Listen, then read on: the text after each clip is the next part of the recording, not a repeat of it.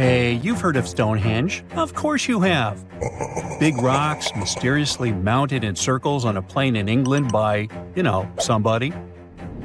But what if England's Stonehenge is only a replica of another monument, and its builders just crossed the Atlantic and copied what someone had already done elsewhere? Well, it turns out researchers found another Stonehenge underneath the waters of Lake Michigan. This lake is a hotspot for woo-woo unexplained things. A bunch of disappearances, plane crashes, and now this, an ancient underwater monument that looks strangely enough like Stonehenge. We couldn't help ourselves and needed to dive deep into this story.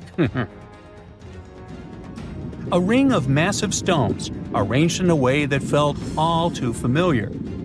They saw two circles, an outer one and an inner one, sitting 40 feet below the surface. But this wasn't just a random pile of rocks.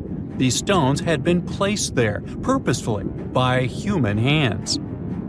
And by doing some further research, they discovered that they were staring at a structure that's over 9,000 years old. Think about it. This Stonehenge beneath Lake Michigan predates the pyramids. It predates Stonehenge itself by about 4,000 years. All of this information was enough to startle scientists at Northwestern Michigan University. But that was before they found this out. One of the stones had a carving, a faint but clear petroglyph of a mastodon. Mastodons kind of look like the ancestors to our modern-day elephants, but they have been extinct on planet Earth since 10,000 years ago. So, whoever built this underwater Stonehenge needed to be alive at the same time these creatures roamed our planet. This discovery raised many questions among scientists. I mean, why on earth would they go through all this trouble to lay rocks at the bottom of a lake? Well, first things first. Scientists believe that Lake Michigan had much less water back then than it does now. Second, it could have something to do with ancestral practices of First Nation people. There's one theory from a professor of the University of Michigan. He suggested that the stones formed a kind of prehistoric hunting trap. He believes that early hunters used the circular formation as a drive lane to herd large animals like the mastodons from the rock carvings we were just talking about. Once they got these huge animals into a tighter circle, they could be more easily hunted. But not everyone's convinced by this theory. Some believe the circle probably had a deeper spiritual purpose. According to local Native American tribes, like the Anishinaabe, stones are more than just rocks. They're living beings. They hold spiritual energy and represent a connection to the earth and all living creatures. An elder from the Anishinaabe community even suggested that these stones are sacred, placed there by their ancestors to honor the land and its creatures. Scientists are trying to study the stone formation in depth, like about 40 feet. But that's the problem, actually. The fact that it's underwater makes it super difficult, since they don't have the best technology. Traditional archaeological tools don't work as well when everything is submerged, but promising new technologies like stereophotogrammetry, which literally means making 3D models of a site, are helping scientists study the stone circle more closely. Still, research is slow and expensive, so it's hard to know when this mystery will come to a close. As we said, Lake Michigan is a hotspot for unexplained phenomena. Its lakebed is filled with shipwrecks, such as the Thomas Hume, a sturdy American schooner. It also collects debris from airplanes that have suddenly gone missing while flying the area, such as Northwest Airlines Flight 2501 that disappeared in the 1950s. Some people even call the area the Lake Michigan Triangle, suggesting paranormal activities like what happens in the Bermuda Triangle might be going on. The lake spans over 22,000 square miles, which means it's almost two-thirds the size of the country of Ireland. In 2024, scientists were able to access another one of Lake Michigan's mysteries, the wreck of the Margaret A. Muir schooner. This 130-foot-long sailing ship sank over 130 years ago.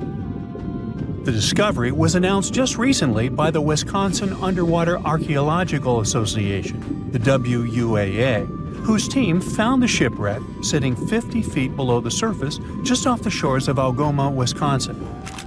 Built in 1872, the Margaret A. Muir was a three-masted schooner built to carry heavy cargo across the Great Lakes.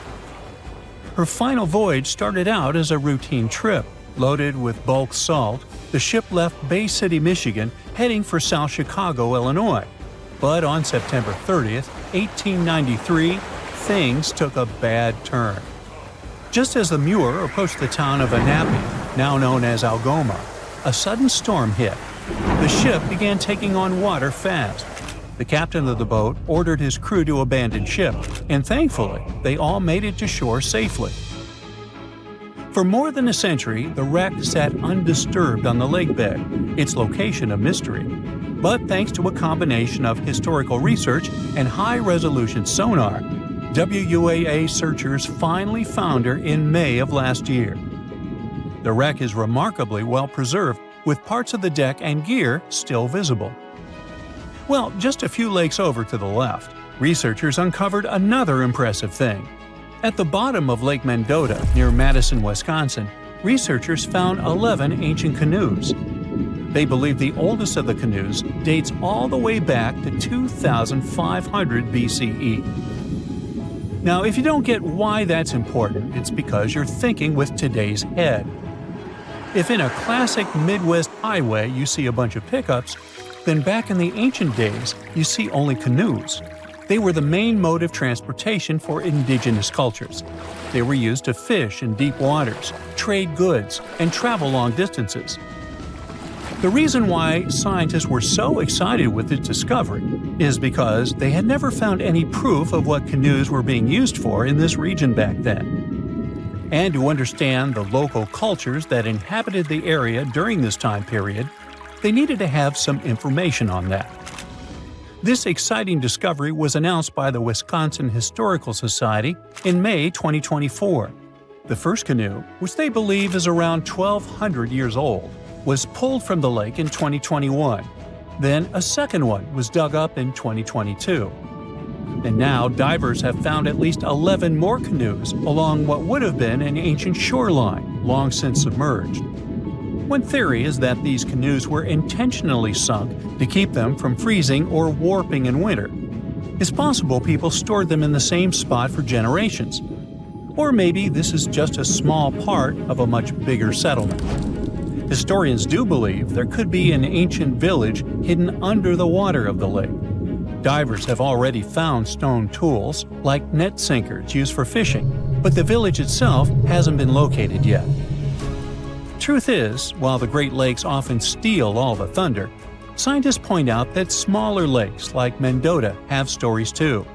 The Wisconsin Historical Society is working closely with Native nations to piece together more about the lake's history.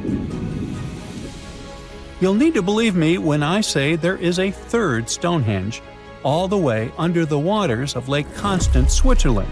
I mean, think of it like Stonehenge's cousin. Archaeologists began to discover this back in 2015, when they found a line of 170 man-made stone cairns under the lake. Scientists say this was most likely the work of several villages, and that the cairn site was probably used for some collective purpose because, well, the formations are huge. Some of them are several dozen feet wide, and they can build up to 6 feet. The most amazing discovery so far is that the site dates back to around 5,500 years ago. So around the time the original Stonehenge was being built. Some of the facts that link them together are their construction dates, as well as the distinct characteristic of stone monuments built in a circular format. Scientists don't know much about this site yet, but hey, I see a pattern manifested all over the world, don't you? Lake Michigan is one of the largest and most mysterious freshwater lakes in the United States. And now, deep inside it, scientists have stumbled upon something unexplainable. Vast, round craters scattered all across the lake's floor. It all started in 2022. a team of researchers wanted to map the lake's bottom and look for some shipwrecks. At first, they were sure it's going to be just some typical rocky terrain or sandy patches. But what they saw on their sonar screens stopped them cold. Strange, circular shapes that looked almost too perfect to be natural. They were hiding about 500 feet beneath the surface, in places where the water turns dark and impenetrable. Those guys are huge, ranging from 300 to 600 feet wide. They also plunge nearly 40 feet deep. And there are dozens of them, neatly arranged like some footprints. But the team had no idea what these things were. Then, in August 2024, the mystery only deepened. Using a remotely operated vehicle, they got a closer look at these formations. There were about 40 of them. No one had ever seen anything quite like this before in the Great Lakes. What could have created those craters? Could they be ancient? Perhaps remnants of some geological event lost to time? If that's the case, it's weird how long these holes have likely been sitting there, undisturbed. Theories started popping up. One possibility was that they could be sinkholes or dolines. Those are basically holes that suddenly appear in the ground when the surface layer collapses. The rock beneath the surface, often made of limestone, gets slowly dissolved by water over time, creating voids underground. When the surface of those voids can no longer hold its own weight, it caves in, and this forms a hole. Think of it like when you poke a straw through the lid of a drink. Sinkholes can be small dips or huge, spanning up to 2,000 feet. They can happen gradually or all at once. Sometimes they can swallow entire cars or even buildings. And Lake Michigan sits on limestone bedrock. It erodes pretty easily when water flows through it. Sinkholes like these have already been found in Lake Huron, and they look kinda similar. But there are some plot holes, no pun intended, with this theory. For example, it's wild how they all would be so huge. It's also weird and pretty rare for sinkholes to occur in a lake bed. They also kinda resemble a straight pattern. They seem to extend generally southward, forming a loose line, which is pretty weird.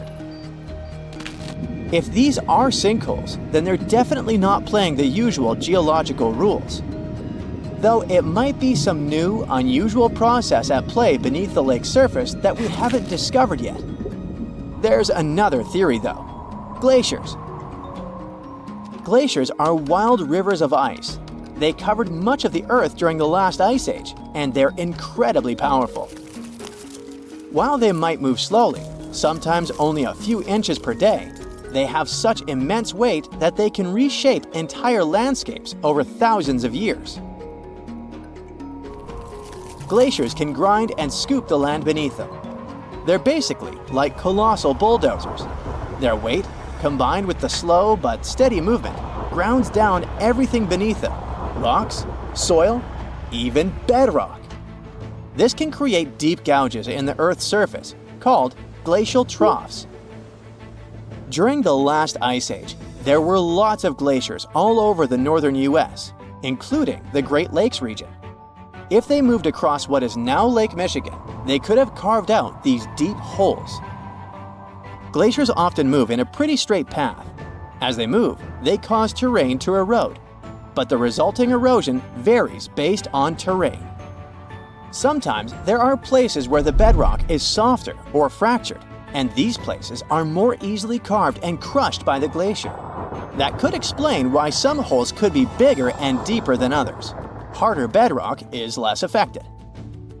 But usually this leads to rounded, crescent-shaped depressions known as chatter marks. Those marks are more like grooves rather than circular, big craters like those in Lake Michigan. Once the glaciers melted, the Great Lakes themselves formed. If the craters were formed by them, they may have filled with water, becoming part of the Michigan Lake.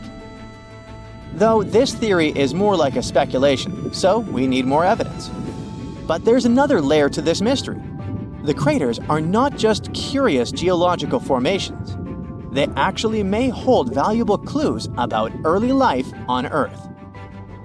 Parts of Lake Michigan, especially dark ones, are relatively low in oxygen. It's like a lighter version of deep ocean environments that often have very little of this element. For example, hydrothermal vents deep in the ocean, underwater openings in the Earth's crust with some hot, mineral-rich water that are often very low in oxygen. But some organisms love places like these. For example, opossum shrimp. Teeny tiny shrimp-like creatures that love cold, deep waters. They get their name because they have a pouch to carry their young until they're ready to be on their own, like an opossum. Or deep-water sculpin fish, small bottom-dwelling fish that also enjoys cold lakes. They're well adapted to living in dark waters and usually stay close to the lake bed. And weird organisms like invasive quagga mussels, which kinda look like shells. These are small freshwater mussels that have spread there to the Great Lakes. They attach themselves to hard surfaces and can cause problems for ecosystems by competing with native species for food and space. All these guys could be in Lake Michigan, and even more. There might be microbes or even bacteria that are specially adapted to these harsh conditions, just like it was in Lake Huron. There's only a handful of creatures that could survive deep within these craters, and studying them could give us insight into how life once flourished in Earth's ancient, oxygen-poor oceans. That's because it's in places similar to these, where some of the earliest life forms thrived. Early Earth had an atmosphere with little oxygen, although it was much more hot, and ancient microbes adapted to this. The Great Lakes, especially Lake Michigan, have always had a bit of a ghostly reputation. Like even this mission was organized to study the shipwrecks.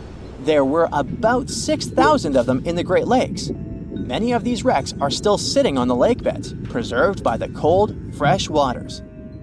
And shipwrecks aren't the only strange things tied to the Great Lakes.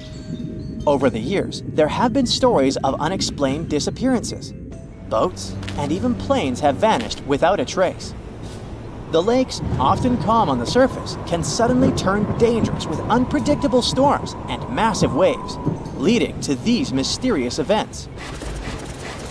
Not even mentioning all the creepy stuff people notice there over the centuries, such as ghostly lights above water or bizarre weather patterns like eerie, sudden fogs that seem to appear out of nowhere. In 2007, they even discovered some prehistoric structure that looks like Stonehenge there. Well, it was way smaller, but still. It lay about 40 feet below the surface in the heart of Grand Traverse Bay, and it's speculated to be about 9,000 years old, way older than Stonehenge. Looks like this is a print of those who lived in the area thousands of years ago. These massive stones are arranged in a careful, winding pattern stretching over a mile. They range in size from basketballs to compact cars. But one, in particular, stands out. A boulder 3.5 to 4 feet tall, 5 feet wide. It's etched with the image of a mastodon, a creature that roamed the Earth about 11,000 years ago before it went extinct. It probably sank there during the end of the last ice age we mentioned. This period had reshaped the region. This place is underwater now, but back in the day, it was still dry land. So the stones were probably created by people who lived there, though we're not sure why. Were they used as hunting blinds? Or was it some sort of an ancient calendar? Who knows? Only about 15% of the Great Lakes floors have been explored. Now, scientists are gearing up for a deeper dive into this mystery, both literally and figuratively. They want to analyze the lake beds surrounding the craters, hoping that maybe something in the environment around them might have caused them to appear. They have initiatives like Lakebed 2030. These missions should map the entire underwater landscape. This would help us learn tons of interesting stuff about Lake Michigan and our planet's past. Who knows what other secrets these dark waters hide? There's a lake in the heart of Asia that holds 1/5 of all the world's liquid freshwater. It's more than all the 5 Great Lakes have together. Even if all the rivers on our planet suddenly change their direction and set on a mission to drain this lake, it would take them a whole year to finish the job. I'm talking about the deepest lake in the world, Lake Baikal. If you decide to go all the way down to its deepest point, prepare for a journey of almost 5,400 feet. The descent takes several hours, but the rift floor of the lake is way deeper, between 5 to 7 miles beneath the surface. It means it could be even further down than the Challenger Deep, which is the deepest known place on Earth. The amount of water it has would be enough for everyone on Earth to have something to drink for up to 50 years. This mighty giant of a lake replenishes its water completely every 383 years. Baikal has a great delivery crew of over 300 rivers and streams, bringing their waters right in. And only one river flows out of Baikal, the Angara, which is headed straight for the Arctic Ocean. Baikal isn't only the deepest, but also the oldest existing freshwater lake in the world. It formed at least 25 million years ago. It all began when the Earth's crust decided to play Tetris and created the lake and the surrounding mountains. At some point, Baikal must have been just a humble riverbed, but then tremors and fractures shook the Earth, and the distance between the shores got bigger. Water levels rose thanks to the melting glaciers. Then, several lakes formed and later merged into one. Baikal is one of around 20 lakes in the world that are older than 1 million years. And since it wasn't disturbed by glacial periods, it's a perfect research ground for scientists. Its deep-drilled core sediments can tell a lot about the climate of our planet in different periods. Since Baikal is in a rift basin with 2,000 seismic tremors per year, the lake is deepening and still growing in size. Its shores drift apart at around the same rate as South America and Africa are moving away from each other, so it has all the potential to become an ocean. Another thing Baikal has in common with the oceans is that it has water rich in oxygen, even at its lowest depths. This is one of the reasons why the fauna of the lake is so incredibly rich. It's home to over 2,500 various animals and 1,000 plant varieties. Around half of them are unique and only exist in this area, like the endemic algae, the Baikal omul fish, and the Baikal oilfish. There are also some bears, elk, and lynx living on its shores. They must appreciate the fact that the temperatures around the lake are always higher than the rest of Siberia, thanks to its huge water mass. Most Baikal dwellers prefer to stick to the bottom of the lake, but there's one brave guy you'll meet if you decide to visit. Meet the Baikal seal, also known as Nerpa. It's the only true freshwater seal in the world.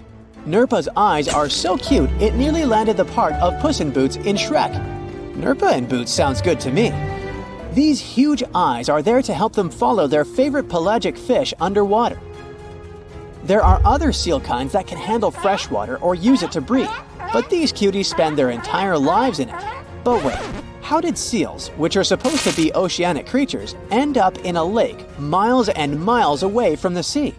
About 400,000 years ago, during the Pleistocene era, these adventurous creatures traveled up the river and drainage systems that connected Lake Baikal to the Arctic Ocean.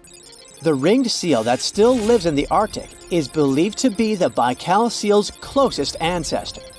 Today, Baikal seals are confined to their freshwater home because of the changes in waterways. And they seem to be pretty happy with their home as they can choose from a huge variety of food to eat. The seals mostly hang out in the north and central areas of the lake, but move south in the winter. The lake gets covered with ice, which they use as a chill-out zone, just like their oceanic cousins use rocks or the beach.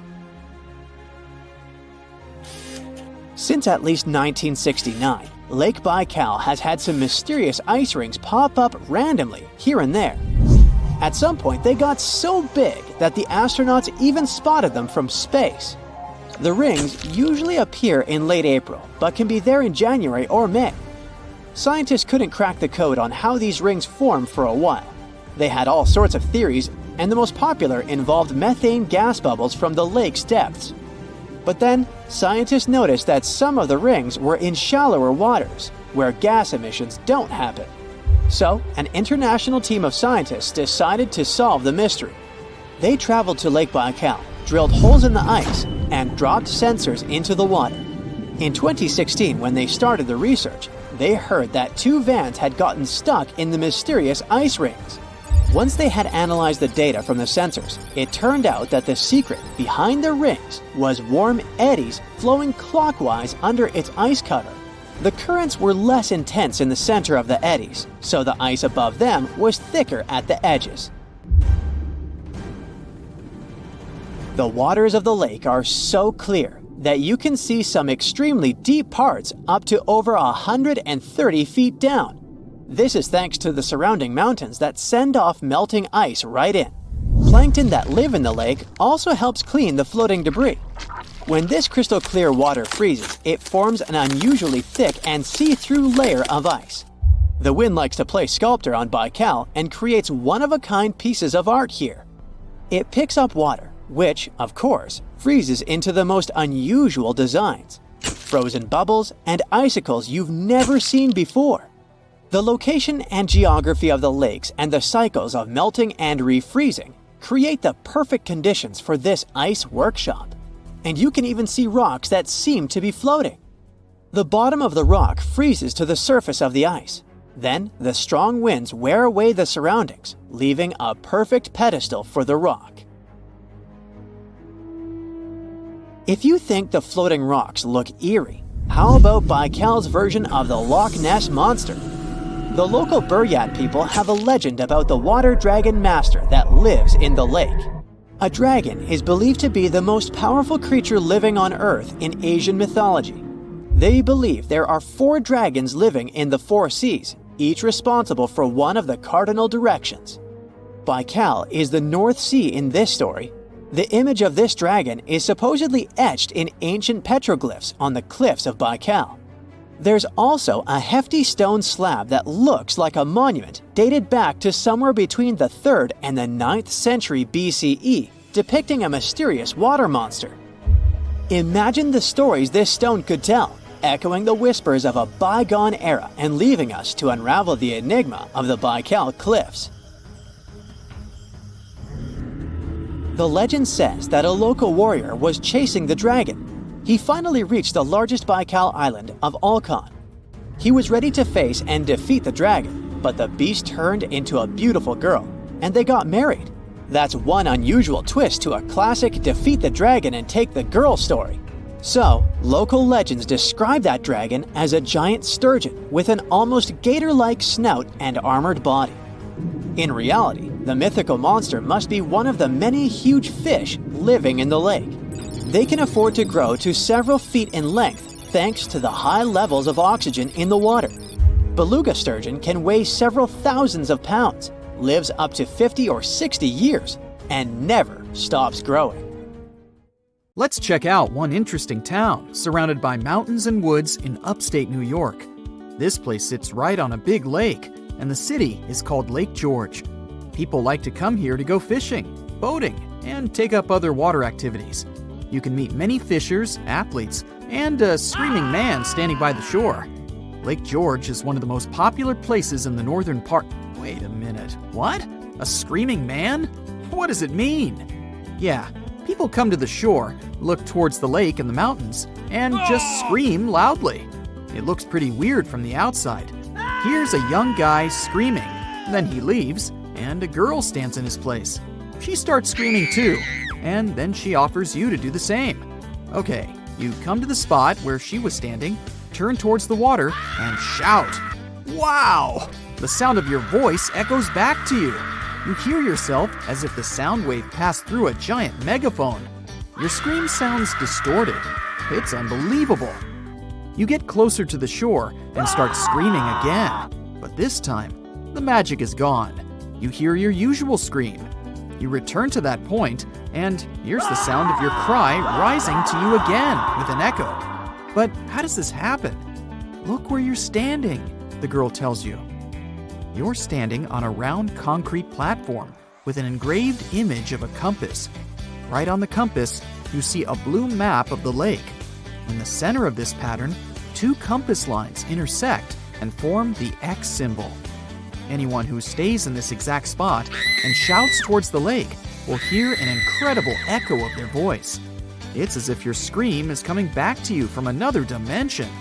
But the most exciting thing is that people standing nearby don't hear it. They see you as just a screaming person with an ordinary voice. They can hear the echo only in this X spot. Scientists still can't explain this acoustic phenomenon or figure out the reason for this behavior of the sound waves. All they have is guesses and theories.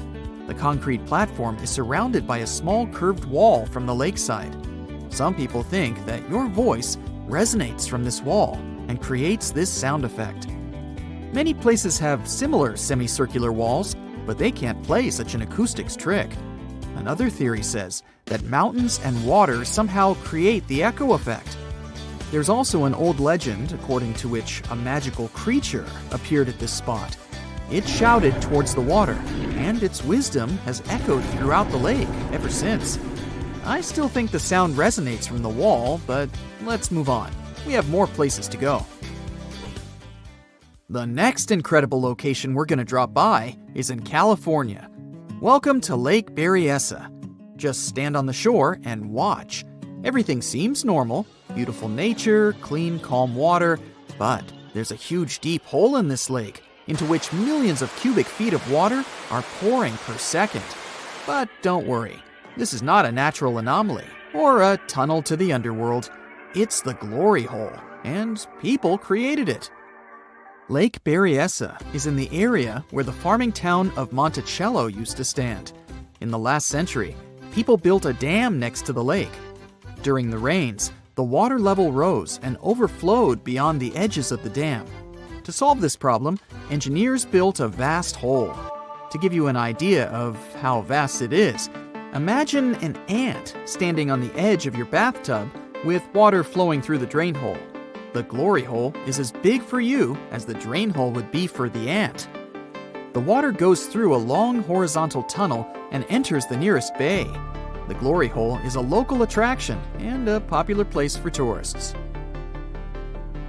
Now let's move to the Caribbean region for another fascinating location. Here, among the clear blue sea, you can find a unique lake on one of the dreamlike islands. Its entire territory looks like a giant concrete platform. But don't swim in it. Steam emanates from the lake's surface because of high temperatures. Almost all the water here is liquid asphalt. Pitch Lake is the largest asphalt deposit in the world. Its depth is 250 feet, which means that a passenger Boeing can fit there in an upright position. Scientists haven't yet studied the lake thoroughly. They think there's a fault in the Earth's crust underneath it. Natural gases and oil pass through this crack and mix with water. Then, all this liquid goes through many chemical reactions and turns into asphalt. The lake contains about 10 million tons of hot material, according to rough estimates. Theoretically, no life can exist in such conditions, but scientists discovered a colony of microbes there. This means that life outside of our planet can exist. Saturn's largest moon, Titan, has many hydrocarbon lakes on its surface, similar to Pitch Lake. And if the simplest forms of life can exist here, in the asphalt lake, they may also survive on Titan. Our next unusual lake is in a pretty unexpected place, in the driest region on Earth. And these are not hot dunes and lifeless plains. This region is in Antarctica. A dry area is not where it's hot, but where there's almost no precipitation. The desert is not heat and sand, but the absence of life. Some areas of Antarctica meet these two criteria. It's so cold here that a mug of tea can freeze in a minute. But the lake we want to see doesn't freeze. Although it's not even a lake, but a pond, because of its tiny size and depth of several inches.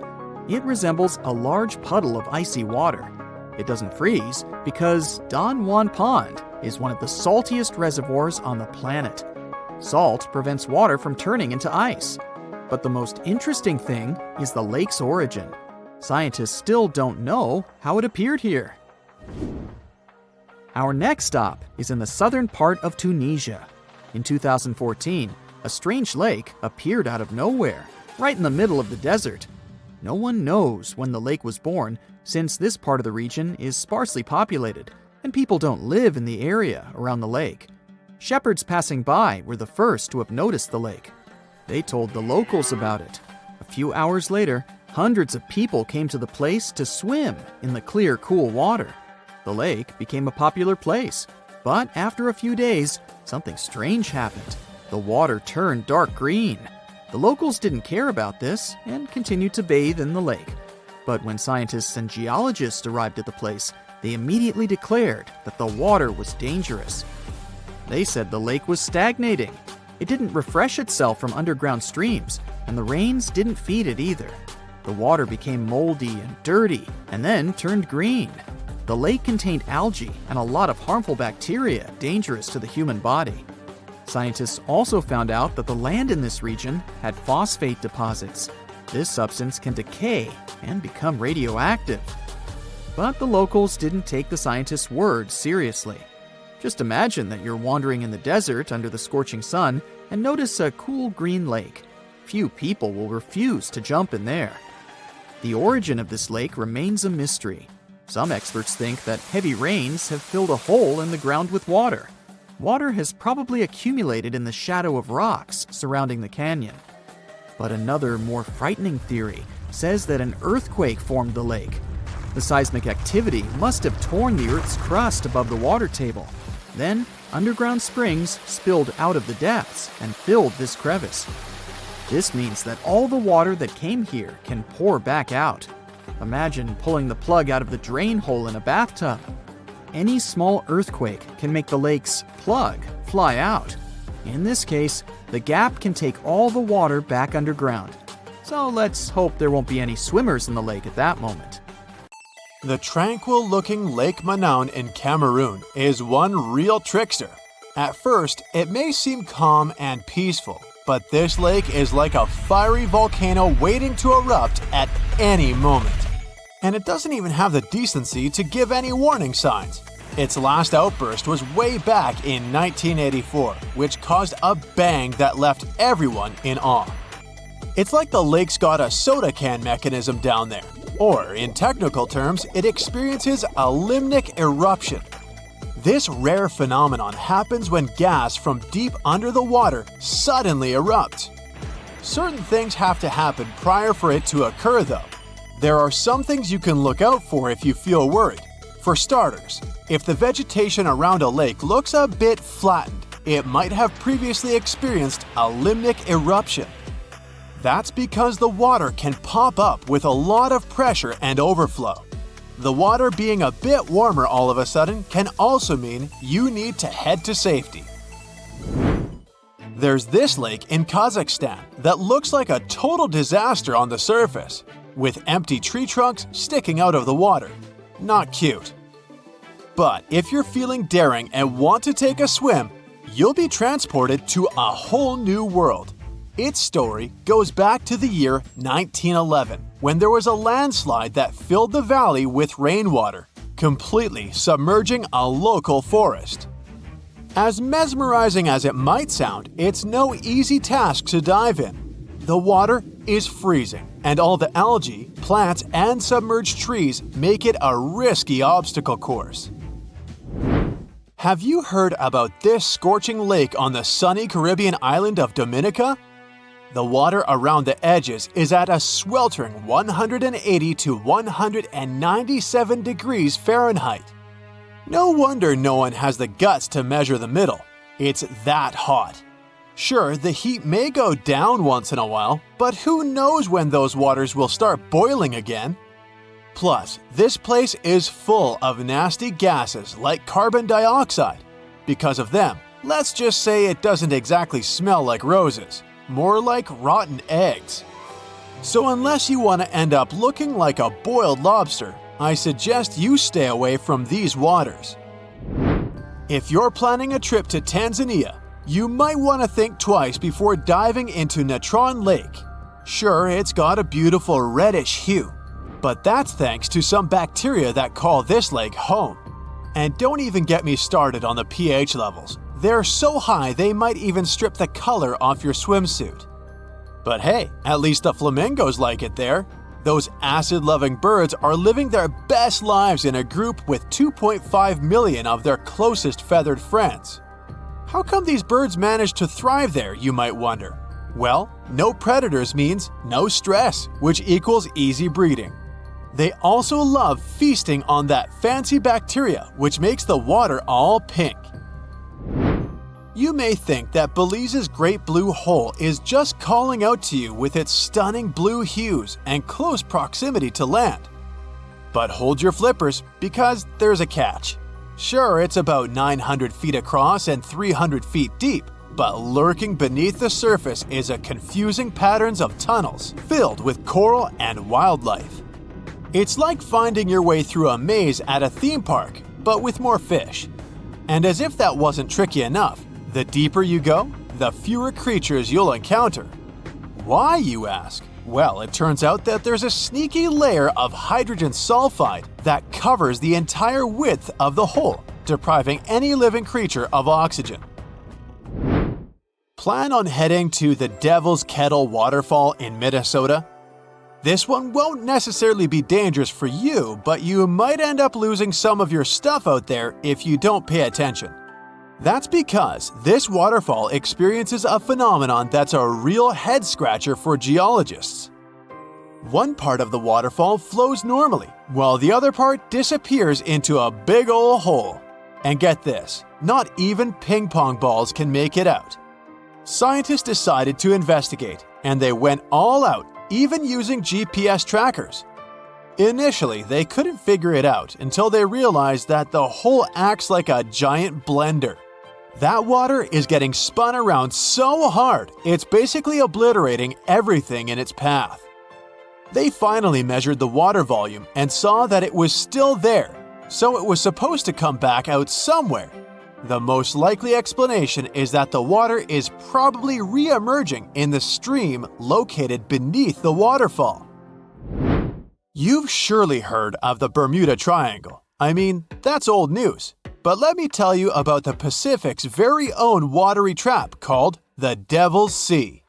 It's like a game of hide and seek, but with ships. They disappear and we can never find them again. The Kayo Maru No. 5 was on a mission to investigate a volcanic island, but the trip ended up being just one way. Add a dash of detective work to the subject and you'll find out the whole story about the Devil's Sea is more myth and less fact, but it doesn't make it any less interesting. If you're still interested in some mysterious ship disappearance, then Lake Superior is the place you'll want to read about. Even the most skilled scuba divers can't find a single piece of all those lost vessels. The main character of this lake story was a ship called the SS Edmund Fitzgerald, the biggest one to sink in the Great Lakes. To this day, people aren't sure why it sank. So, you're planning a little swim in one of the Great Lakes, huh? Well, might want to steer clear of Lake Michigan, unless you're really into extreme water sports. This bad boy has a reputation for being the most dangerous of the bunch, thanks to some sneaky undercurrents that like to snatch unsuspecting swimmers. Make sure to watch out for those pesky piers and docks that only add to the lake's swimming difficulty. If you're feeling adventurous, you might want to skip the months of October or November. This is when the temperatures start to drop and the currents get extra wild. Tibet has its dangerous lake too, and at first glance, it's gorgeous. But don't get too excited. It's got a salt content so high that nothing can survive in it. Some villagers around there actually consider it to be tainted with some sort of substance. The cherry on top? Other locals believe there's a selfish creature living in the lake who's hogging up all the space for itself. No wonder its nickname is Darkness. No list of dangerous waters is complete without Lake Victoria, the big kahuna of African lakes and the third biggest in the whole wide world. But beware, not all its waters are safe for us humans. Some regions can be real troublemakers because this lake has its own personal climate. And what does that mean? Mostly that you can't trust the weather here one bit. You could be soaking up some sweet rays one second, and the next you're running from a torrential downpour. Unless you want to be caught swimming in a storm, steer clear of this moody lake. You might have already seen pictures of Lake Hillier. It's like a giant pool of grapefruit juice in Australia. Scientists have been scratching their heads over it for centuries because they still can't figure out with certainty why it's pink. But here's the kicker, it's not the only one. Yep, there's another pink lake out there called Lake Retba. Both of these lakes have super high salt content, which is apparently a magnet for some fancy microorganisms. These little guys produce beta-carotene, you know, the substance that's in carrots. And that's what gives these lakes their groovy colors. Interested in swimming in this lake? It's not technically dangerous because the water has such high amounts of salt in it. There are no scary sea creatures to worry about. But, on the other hand, you'll need to make sure you don't accidentally take a sip. Drinking highly salted water will make you dehydrate faster than a plant in the desert. Now, the next time you travel the world on Google Maps, check out this lake in Finland that is shaped just like the country itself. This lake was modified by humans in the north of the country and is an exact model of the country on a 1 to 10,000 scale. In the 1980s, Arctic tourism and skiing above the Arctic Circle was booming. A local company decided to build a hotel and plenty of holiday cabins here. The pond, shaped like Finland, was supposed to bring more tourists to the area. They managed to finish it in just 1 week with 2 excavators, a tape measure, and a few sticks. And I must say, they did a great job. If you don't like long elevators, head to Hanover, Germany. One of the outdoor elevators there only travels for a few inches, and the whole experience takes a few seconds. It has become a real star on social media after some tourists posted footage of it, so you might have to wait in line to enjoy your short ride. In case you're wondering what's the point of this elevator, well, it's installed at the local train station. Every inch counts when you're traveling with heavy luggage or have limited mobility, so it's a good way to navigate within the station. Gummy bear fans, you might want to know that your favorite chewy treat has enough energy in it to start a fire show. If you drop 1 gummy bear into an ignition tube with a small amount of molten potassium or sodium chlorate in it, it will quickly disappear in a ball of fire with an impressive fume cloud. First, potassium chlorate melts. Then the melted potassium chlorate breaks down and releases oxygen. The sugar in the gummy bear burns quickly, turning into carbon dioxide in water, which gives off a lot of energy. After everything cools down, you can look at what's left. The black stuff is unburned carbon, the white solid is potassium chloride, and the caramel-looking stuff is partially burned sugar. So we only have 6 muscles in our outer ear, and cats have an impressive 32. That's why they can rotate their ears 180 degrees and use them to show their current mood. If you see the ears are upright and facing forward, you have one happy cat. If the ears are rotated to the sides, sort of like airplane wings, or angled backward, your kitty must be really stressed or afraid of something. Ears held low or rotated to the sides could be a sign the cat is sick, so watch out for those. A stray dog in Brazil got a job as a professional car consultant at a local Hyundai dealership. The company manager noticed a stray pup next to the dealership and started leaving food and water for his new friend. Other staff members also fell in love with the pup and finally decided to adopt him. The doggy got a home, a job, and the name Tucson, after Hyundai's popular compact SUV. Tucson's job includes wearing a tie, getting behind the wheel, and winning over the hearts of customers. You can see from the company's social media that he excels at all these tasks. In Mexico, they like to spice up mango and citrus fruits with salt and chili pepper. You can try mango with a shrimp taste in the Philippines and salted watermelon in the southern states. When you're eating a sweet fruit sprinkled with salt, you'll notice the salty flavor with the first bite, and the sweet fruity taste follows a bit later. And when you get used to it, it feels as juicy and amazing as ever. It's most likely because salt affects the sweet taste receptor for sugar, and then the real magic happens on a molecular level. You can try and put salt on any fruit you like, but the effect will be different. Salt can make sweeter fruits like cherries and strawberries even sweeter and balance the flavor of grapefruit, pineapple, and watermelon. Now, back in 1956, long before the first dating apps were a thing, or apps in general, a Swedish sailor named Åke Viking decided to ask the sea for help to find a soulmate. He put a short message to someone beautiful and far away in a bottle and let it travel the world. 2 years later, he received a reply from a girl named Paulina from Sicily. She wrote that she wasn't really beautiful, but she thought it was super cool that the bottle had covered such a huge distance. That's why she decided to let the sender know she had found it. Well, they became pen pals, and after a while, you guessed it, Viking moved to Sicily to marry his one and only Paulina. That unique pattern on your fingertips stays with you for your entire life. If you happen to damage your fingerprints somehow, or develop some skin condition that can change them, they'll still grow back within a month. As you grow older, the skin on your fingertips becomes less elastic and the ridges get thicker, but the pattern still doesn't change. It just becomes harder to scan. If you work as a bricklayer, though, or have to handle certain chemicals, you might lose some details in your beautiful natural pattern. But no worries, once you stop doing those activities, you'll get your fingertips back. Unless maybe you're a meat cutter. If you still believe in the 5-second rule, there's some bad news for you. When your food hits the floor, it instantly becomes a bacteria magnet. Researchers discovered that moisture, surface type, and contact time all play a role in how badly contaminated your food will get. Food with high moisture levels, like juicy watermelon, are more likely to get in trouble fast. In a different study, researchers swabbed the floors around the University of Illinois in a lab, hall, dormitory, and cafeteria to see how many organisms they could find. Even on dry, sterile surfaces, germs relocated onto cookies and gummy bears in less than 5 seconds. For some foods, it took less than 1 second for the transfer to begin.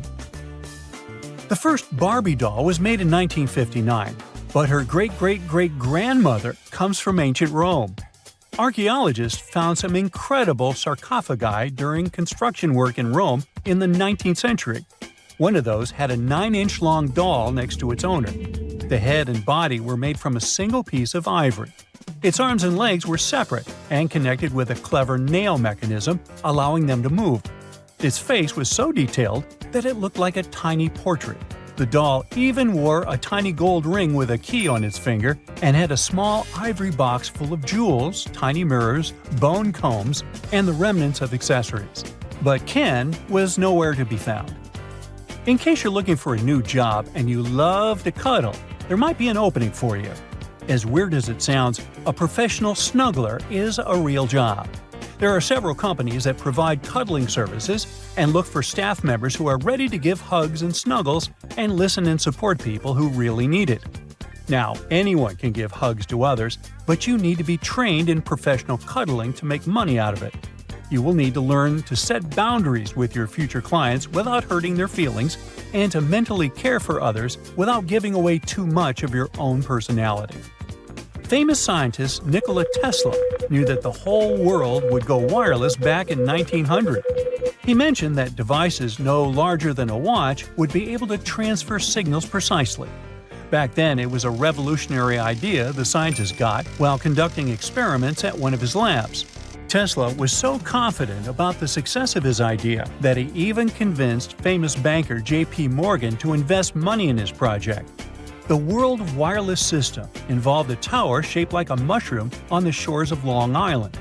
It was supposed to transmit messages, phone calls, and images to ships across the Atlantic Ocean.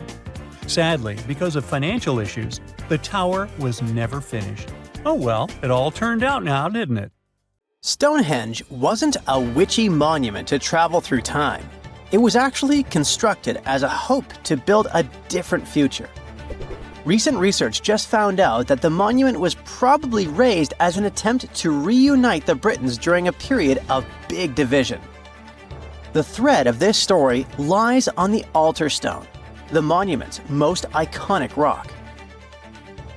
For years, scientists believed that the stones used in Stonehenge, including the altar stone, came from the nearby Preseli Hills in Wales. In this scenario, Stonehenge would have been built by a local community. That is, Neolithic people who would have found easy-to-access materials to build a ceremonial mound, a sundial calendar, and a final resting place, all in one. Things changed when another discovery was made. In 2018, leading-edge research pointed that the altar stone actually came from the River Tay region in northeastern Scotland, which is located over 400 miles away from Stonehenge. Scientists found similar rocks as such in Scottish monuments. You see, the altar stone is a recumbent stone, laying on its side. Many of the rocks were found in ceremonial stone circles in Scotland, and they are unique to this region. When this discovery broke through, it got archaeologists thinking. Maybe Stonehenge wasn't just a local project, but a wider collaboration between different tribes and communities across Britain. To understand this, we need to rewind to around 3000 BCE. That's when Britain still wasn't a unified country per se. Rather, it was a patchwork of tribes such as those coming from southern or eastern Europe, each with their own customs and beliefs. As an island, Britain's population changed many times. Britain was mainly composed of farmers who descended from people from the Middle East and arrived on the land around 6,000 years ago.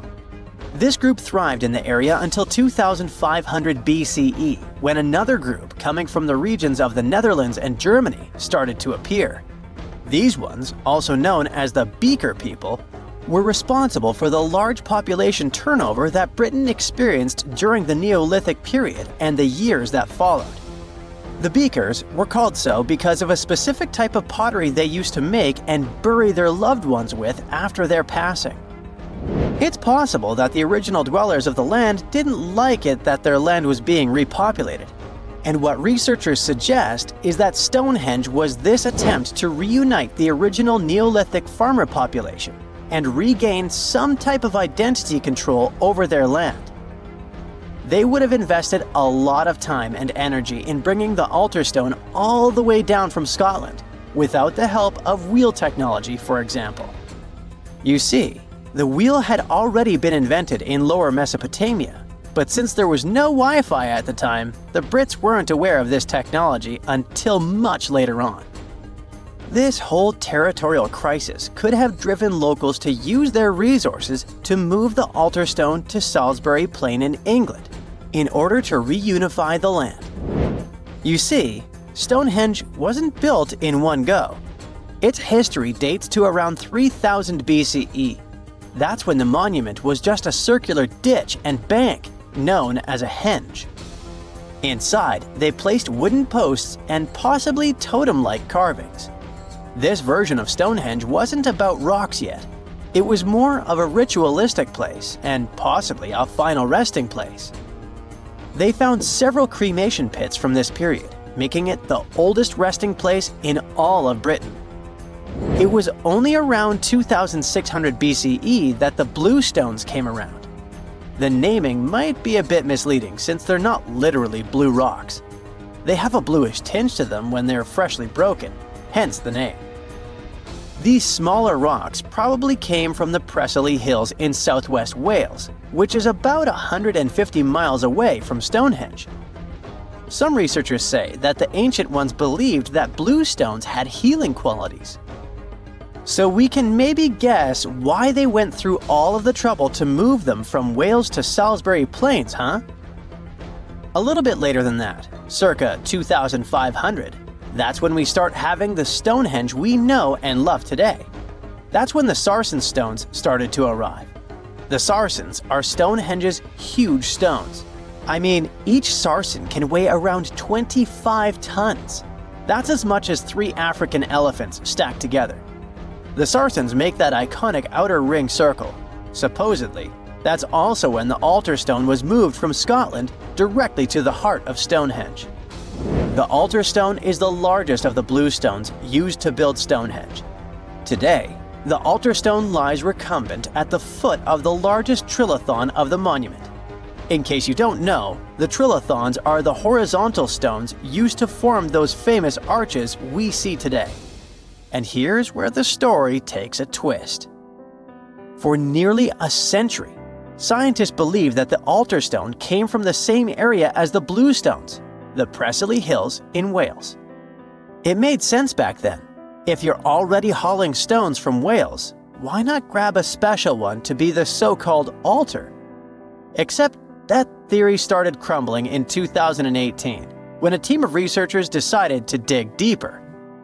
They used advanced geochemical analysis to pinpoint where the altar stone's sandstone actually came from, and it turns out it wasn't Wales.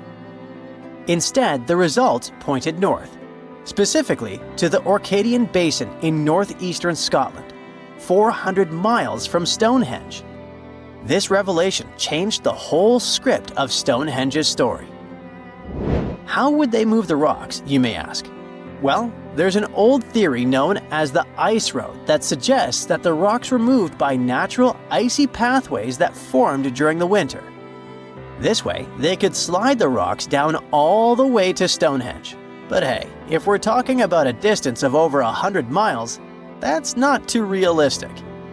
Anyways, this theory was debunked because it was warmer back then than it is today.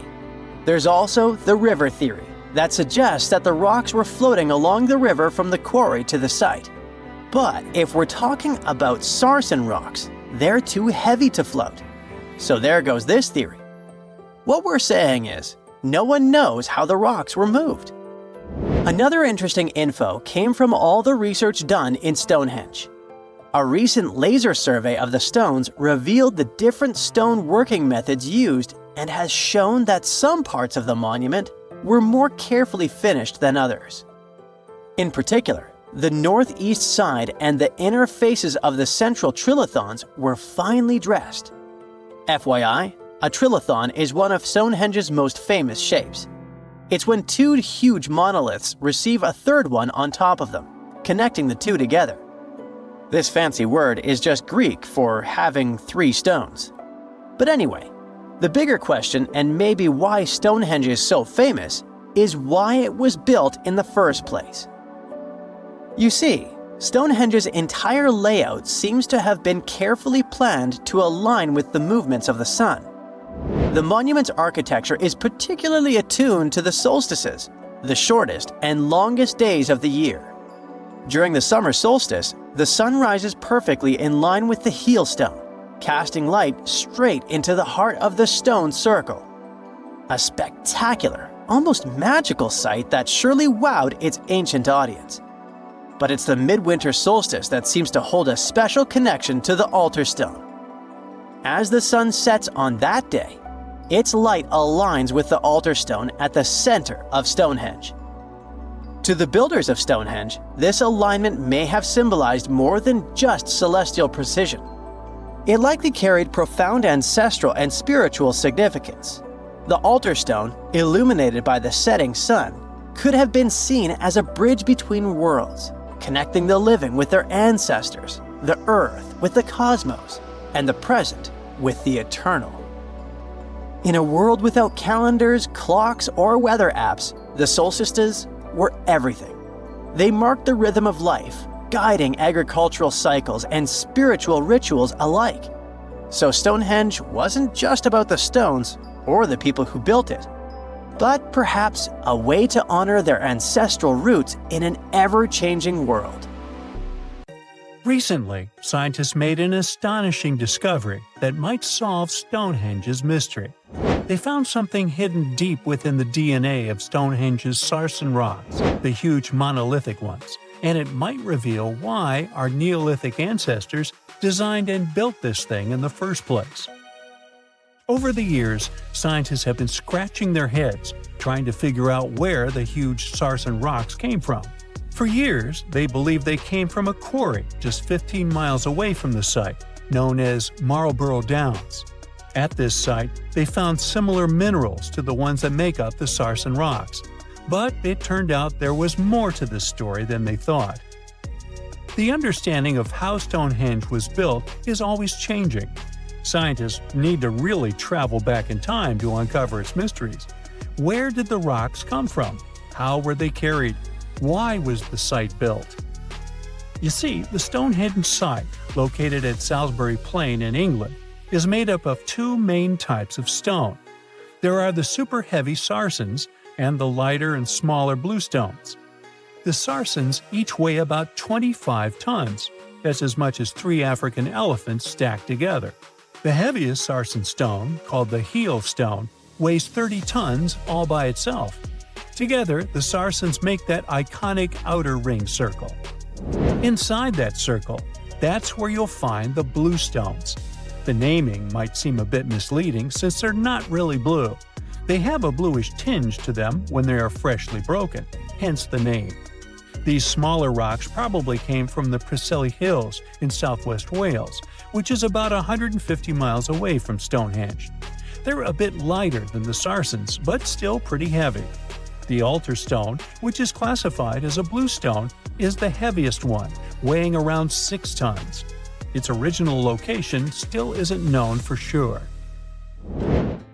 To figure out where a rock came from, scientists first have to study their composition.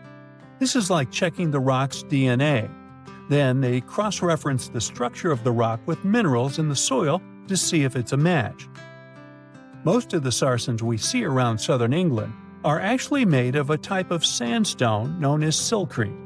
Think of silcrete as sand that's been hardened by underground water processes over millions of years. This process mostly happened during a period called the Paleogene, about 65 to 23 million years ago. These sarsen rocks didn't form in one big slab, but in patches, like nature leaving little rock gardens all over the place. Scientists reason the sarsens spread out randomly, forming in isolated pockets. Over time, many were buried under layers of clay and chalk, which helped preserve them. When ancient builders were on the lookout for materials, these sarsens must have looked perfect for something impressive like Stonehenge. Actually, sarsens have been used in everything, from Roman villas to medieval churches, and even in things like road curbs and old field walls. One could say these rocks were the it material for ancient builders, and continue to be popular even into more modern times.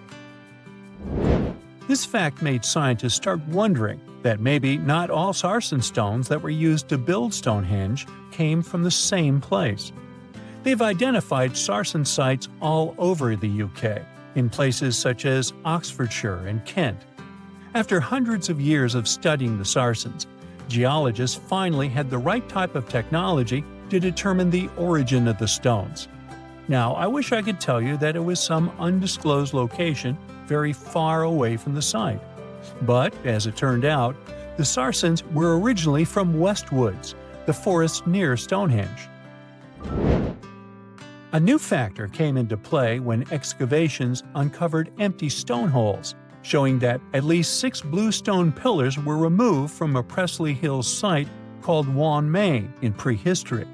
They had a stone circle over there, and it's believed that some of Stonehenge's rocks were recycled rocks from this more ancient circle. If this is true, it might be that Stonehenge is part of a much larger landscape of ancient sites. If this is the case, then Stonehenge is just the cherry on top of a much larger scale project. Think of it as the sacred centerpiece of an entire landscape of monuments, mounds, stone circles, and things. This is why scientists want to find out where the rocks came from so badly. It could lead to why and how Stonehenge was built. Now, Stonehenge didn't just pop up overnight. It was built in several stages over hundreds of years. It's likely that it wasn't a single unified vision, but more like a big community project that evolved over time. With each generation, the builders brought in their own ideas, creating a stone structure that would last for ages. The first stage was around 3100 BCE. That's when people dug out a circular ditch and likely set up some bluestones as sort of a starter ring. Later, they added the sarsens and even topped some of them with horizontal stones to form those famous arches you see today, also known as the trilithons. These ancient builders had some challenges on their hands. How would they move the rocks? There's an old theory known as the ice road that suggests that the rocks were moved by natural icy pathways that formed during the winter. This way, they could slide the rocks down all the way to Stonehenge. But hey, if we're talking about a distance of over 100 miles, that's not too realistic. Anyways, this theory was debunked because it was warmer back then than it is today. There's also the river theory, which suggests that the rocks were floated along the river from the quarry to the site. But if we're talking about sarsen rocks, they're too heavy to float. So there goes that theory. What we're saying is, no one knows how the rocks were moved. Another interesting science tidbit came from all the research done in Stonehenge. A recent laser survey of the stones revealed the different stone working methods used, and has shown that some of the parts of the monument were more carefully finished than others. In particular, the northeast side and the inner faces of the central trilithons were finely dressed. FYI, a trilithon is one of Stonehenge's most famous shapes. It's when two huge monoliths receive a third one on top of them, connecting the two together. This fancy word is simply Greek for having three stones. But anyways, the bigger question, and the reason Stonehenge is so famous, is why it was built in the first place. Theories are all over the place, and some sound like they're straight out of a sci-fi show. So here's a rundown of the most popular ideas. There's, of course, the solar calendar theory. This one supposes that the stones are aligned with the movements of the sun, especially during the summer and winter solstices. During the summer solstice, the sun rises to the left of the heel stone, that's the lone stone outside the main circle, lighting up the entire monument. Some say it's the ancient version of a calendar, marking the year's longest and shortest days. Some archaeologists think Stonehenge might have been an ancient healing center. Pieces of bluestone have been found chipped away, possibly by people who believed they had healing powers. The theory goes that people traveled from all over to come to Stonehenge in hopes of a cure for whatever was ailing them. There's also some speculation that Stonehenge was the place to be. Think of it as an ancient gathering spot. Some evidence suggests that communities from distant areas traveled to Stonehenge for gatherings, feasts, and ceremonies. Studies of bones found near the site show they came from all over Britain, making it a sort of prehistoric meetup location. The majority of us have believed for a really long time that Stonehenge, one of the most iconic monuments in the world, was an ancient calendar because of its alignment with the summer and winter solstices. But no one could figure out how it really worked. Now, a team of researchers have come out with another study. It turns out that Stonehenge could have functioned like the solar calendar. It's a similar principle to the solar calendar ancient Egyptians used to have, the one based on a year composed of 365.25 days. Each of the stones from this big mysterious sarsen circle represented one day within a month. Sarsens are what we call these large boulders. It's actually a perpetual calendar, where people could track every winter solstice sunset. That way, those who lived near Stonehenge, which is today Wiltshire, UK, could keep track of the days and months of the year. We all now understand this mysterious calendar system because of this interesting discovery in 2020. The team has identified the source of 50 of the 52 sarsens that make up the iconic stone circle we all know about. They analyzed the chemical composition of these sarsens and traced their origins to the West Woods in Wiltshire, which is about 15 miles away from the monument. Not only did these 50 sarsens come from the same source, but they were also placed in their current position at approximately the same time. They make the outer circle of Stonehenge, together with a horseshoe-shaped inner ring. Near the center of the monument, there are smaller rocks, known as bluestones. The team traced the origins of the bluestones all the way to Wales, They also discovered that the Sarsens share a common chemistry, over 99% silica with trace elements.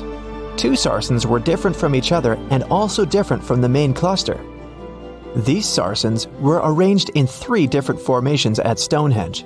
30 of them formed this huge stone circle that dominates the monument.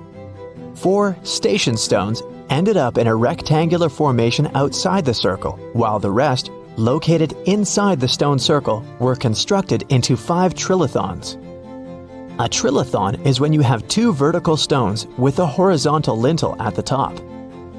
30, 5, and 4 are pretty interesting numbers in the context of this calendar system. The 30 uprights that are spread around the main Sarsen ring could represent days of the month. If you multiply that by 12, you get 360. Add on 5 more, those from the central trilithons, and the result is 365.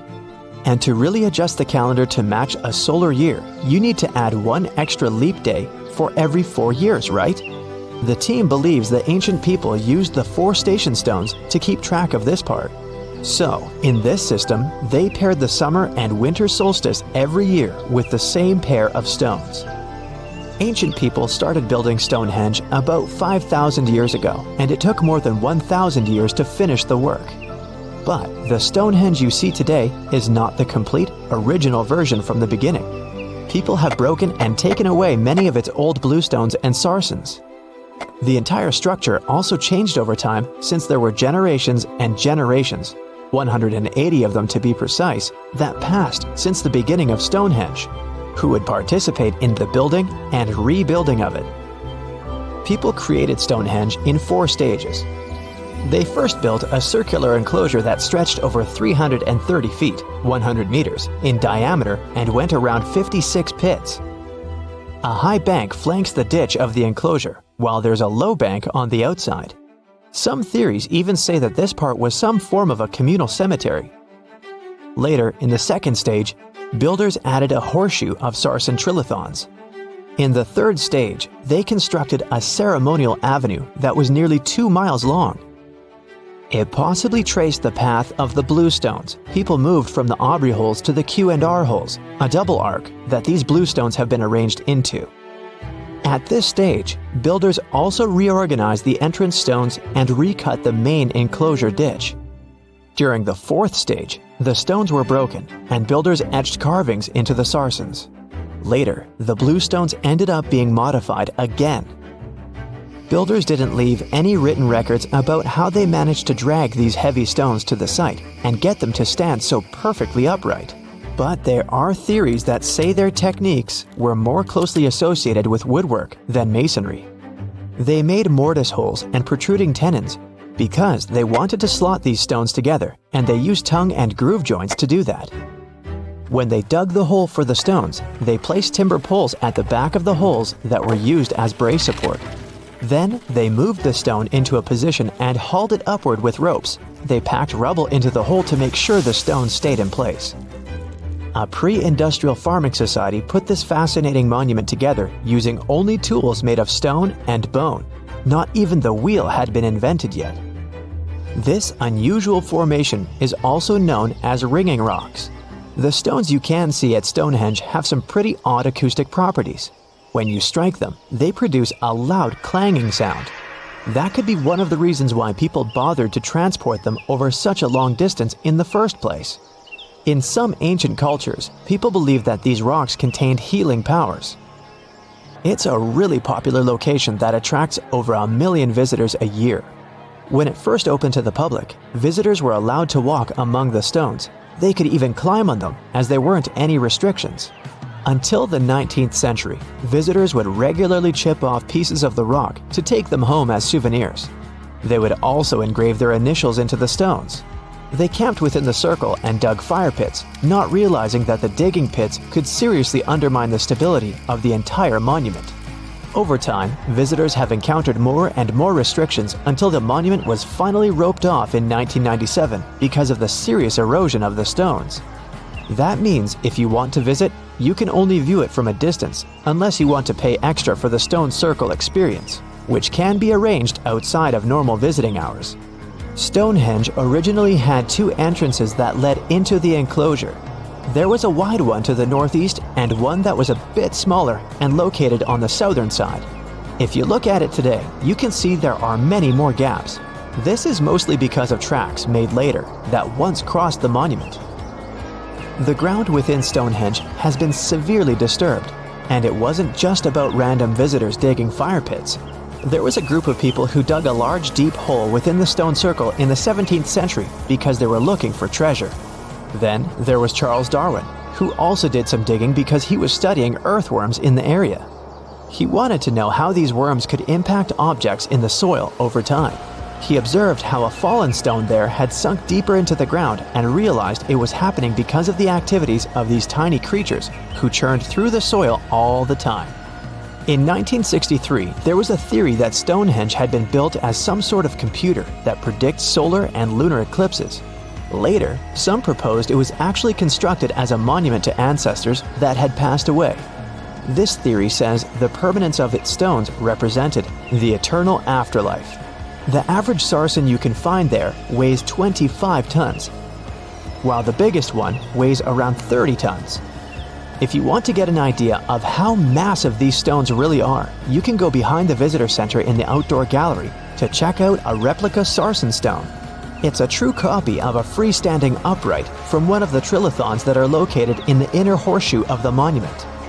There are 5 Neolithic houses at Stonehenge based on real archaeological evidence of houses found in that area. Each of them had stake-built walls and a chalk floor.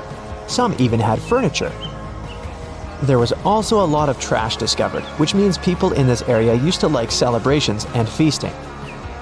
Research has shown that people lived in these houses for 50 to 100 years, around 4,500 years BCE, which was the time when the builders brought the sarsen stones to Stonehenge.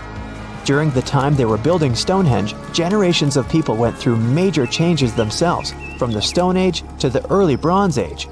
They were no longer as static and isolated. They started to travel and trade more, which means they communicated way more than their ancestors, even internationally. This is how they could have spread the word about Stonehenge.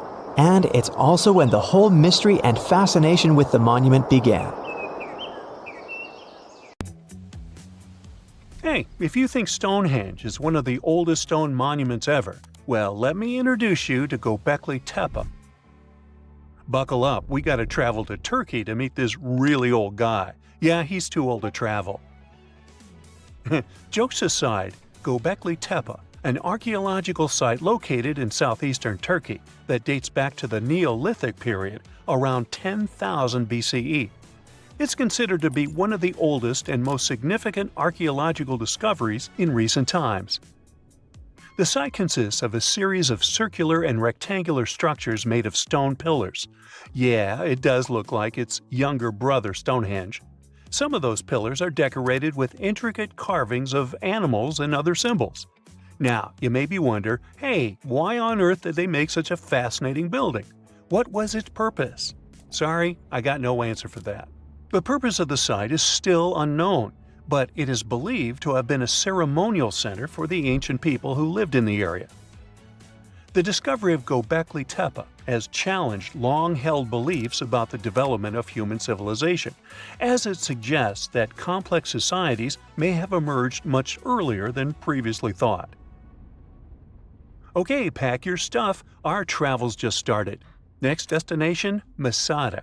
It's an ancient fortress located in Israel on a plateau overlooking the Dead Sea. Hey, look at that view, spectacular, huh? It was built by King Herod the Great in the 1st century BCE, and it was very smartly built. Within the fortress, there were various facilities such as storehouses, barracks, a palace, and a set of cisterns capable of holding approximately 40,000 cubic meters of rainwater. People living there believed that the collected runoff from a single day's rainfall could provide sustenance for over 1,000 individuals for a period of 2 to 3 years. Access to the fortress was limited to 3 steep and winding paths leading up to fortified gates. Still, at one point, the fortress was occupied by people who had fled Jerusalem after the city was captured by the Romans. They held out against the invaders for several months, but eventually they were defeated. But these guys didn't surrender. The story of Masada has become a symbol of resistance and bravery. Today, Masada is a popular tourist attraction and a UNESCO World Heritage Site. The next flight is going to be short. We're popping over to Egypt to see the Karnak Temple Complex. It's a vast ancient Egyptian temple complex located in the city of Luxor, Egypt. It was built over a period of 2,000 years and covers an area of more than 200 acres. The complex is dedicated to the worship of the deity Amun-Ra. Wait a minute, that should be Amun-Ra, and it was one of the most important religious centers in ancient Egypt. The Karnak Temple consists of several temples, chapels, and other buildings, including the Great Temple of Amun, the Temple of Khonsu, and the Temple of Ptah. Ptah! The Great Temple of Amun is the largest and most impressive temple in the complex, with massive columns, statues, and other decorations. One of the most famous features of the Karnak Temple complex is the Avenue of Sphinxes, which is a long avenue lined with Sphinx statues that leads from the entrance of the complex to the Great Temple of Amun. Another notable feature is the Hypostyle Hall, which is a massive hall with 134 columns that are over 70 feet high. The Karnak Temple Complex is a popular tourist attraction and a UNESCO World Heritage Site. It's considered one of the most important archaeological sites in Egypt and provides a fascinating glimpse into the religion and culture of ancient Egypt. Hey, we can't hop on the next flight and leave Egypt until we see the Pyramid of Djoser. It has another name, by the way. It's also known as the Step Pyramid. This ancient Egyptian site is located in Saqqara. It was built during the 27th century BCE for the pharaoh Djoser by his architect Imhotep, who is considered one of the most important figures in Egyptian history. People believe this pyramid is the first monumental structure built entirely of stone and is an important example of early Egyptian architecture. The pyramid originally stood at 203 feet tall and was surrounded by a complex of buildings and courtyards. It was constructed in 6 layers, each smaller than the one below it, giving it the distinctive step-like appearance. The pyramid was used as a burial place for Pharaoh Djoser and was surrounded by a vast necropolis that contained the tombs of many other important officials. The Grateful Dead? The Pyramid of Djoser has several renovations and additions over the centuries, including the addition of a limestone casing that covered the original step structure. However, much of the pyramid was destroyed over time, and today only the central core remains. Despite this, it remains an important archaeological site and a popular tourist attraction in Egypt. Alrighty, we're ready to move on. There's one more pretty recent discovery we gotta see today. The Tower of Jericho was only discovered during excavations in the 1950s and 60s. It's an ancient stone tower located in the city of Jericho in the West Bank.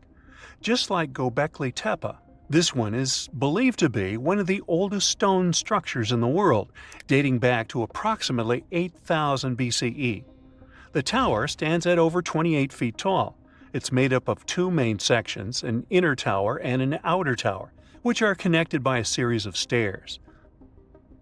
The purpose of the Tower of Jericho is not entirely clear, but it is believed to have served as a defensive structure or a watchtower.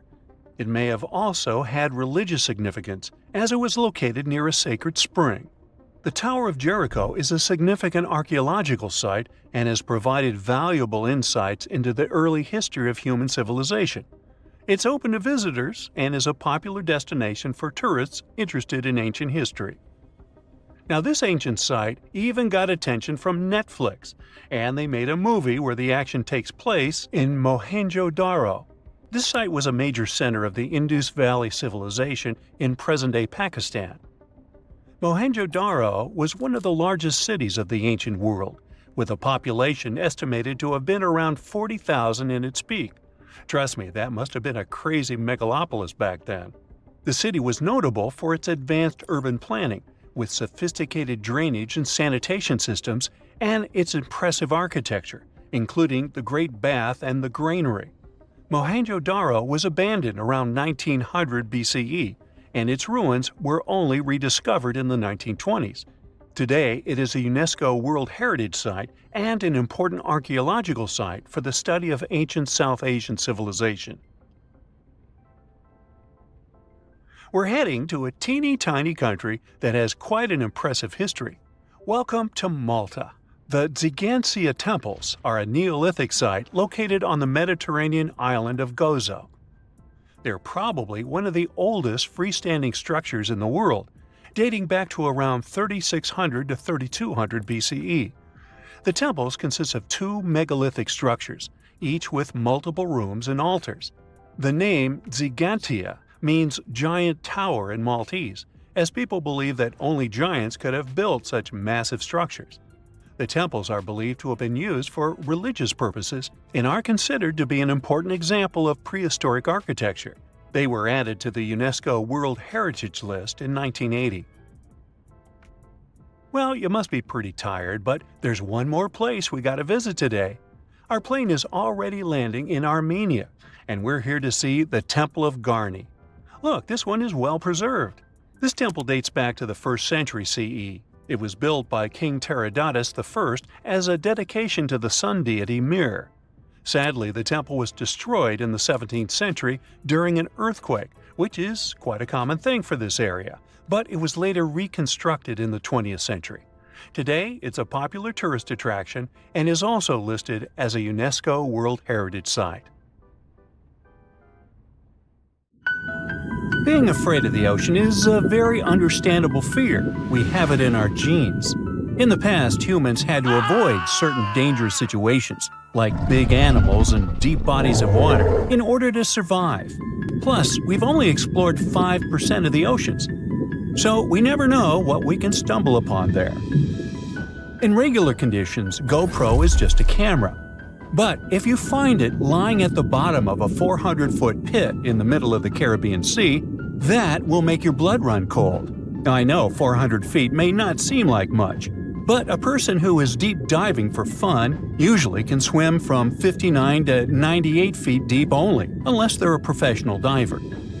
But say you made it to that pit and retrieved that GoPro. That would have still been fatal to you. In this specific hole where the camera was found, there would be a layer of hydrogen sulfide, a very dangerous and foul-smelling gas, at the mark of 300 feet. The gadget was 100 feet lower, alongside its owners, two long-lost explorers. To this day, very few people manage to dive this deep and go back unscraped. In fact, the deceased explorers were found only with the help of submarines. Now, you might be curious about the content of the GoPro. In stories like this, we expect proof of foul play or sinister footage. But the only thing found there were the images of happy times the explorers had during their trip. A sad ending to a vacay. Now, in deep waters, you can also find many species that seem to be otherworldly, but in a cute and interesting way, like the alien sponge. This fun little fella is a sponge first seen near the Mariana Trench in 2016. It's actually part of an ecosystem dubbed Forest of the Weird. Okay, this makes it sound a bit creepy. And what adds to the weirdness is the fact that the alien sponge had two little holes that resemble little eyes, so like it's peeking at you.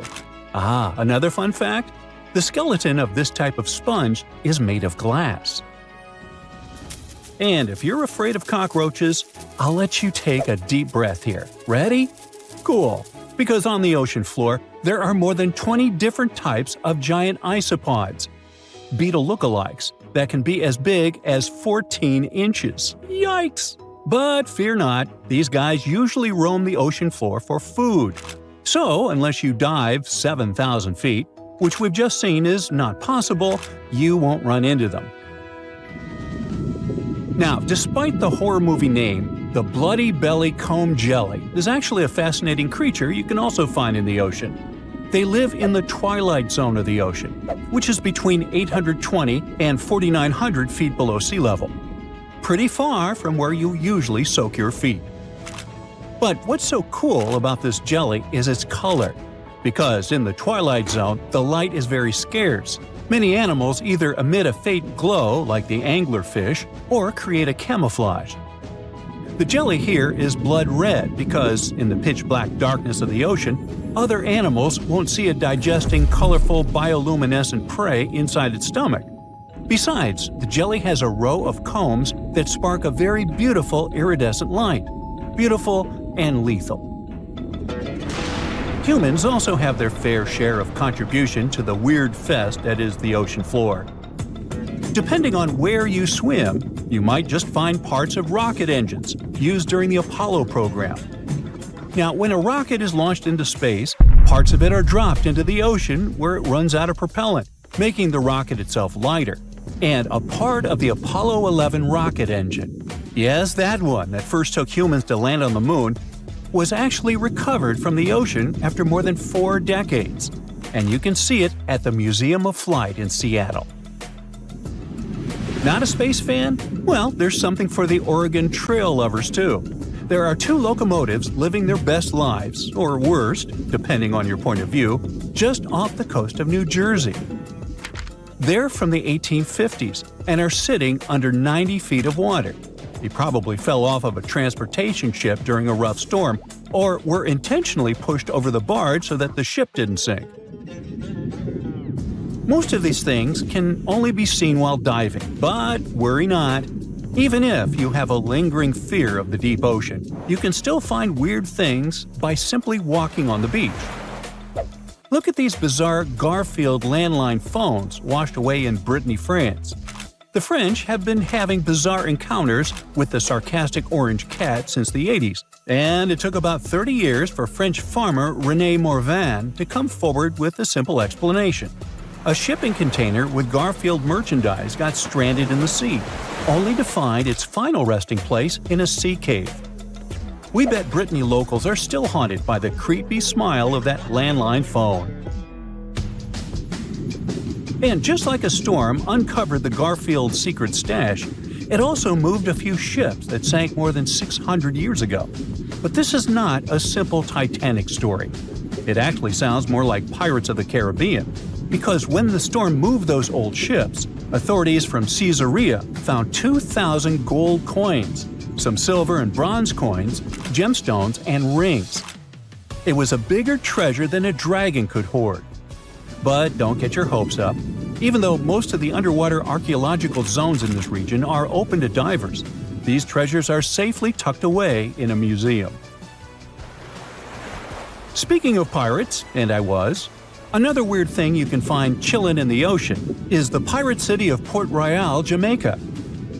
In 1692, the city was devastated by an earthquake, followed by a tsunami. A really bad twofer. But the good news is, you can still visit it today, well, scuba diving, that is. This is actually not the only sunken city in the world.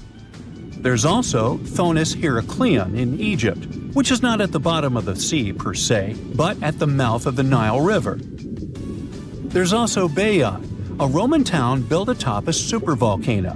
Now, you might be thinking Baiae had the same fate as Pompeii, but guess what? The floor actually sank and the town went down with it. So, have you ever heard of underwater crop circles? Back in 1995, divers in Japan spotted perfectly round circles formed in the sand.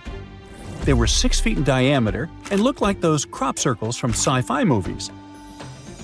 Scientists simply couldn't figure out what or who did it until they caught the culprit red-handed, a tiny male pufferfish only 4 inches long.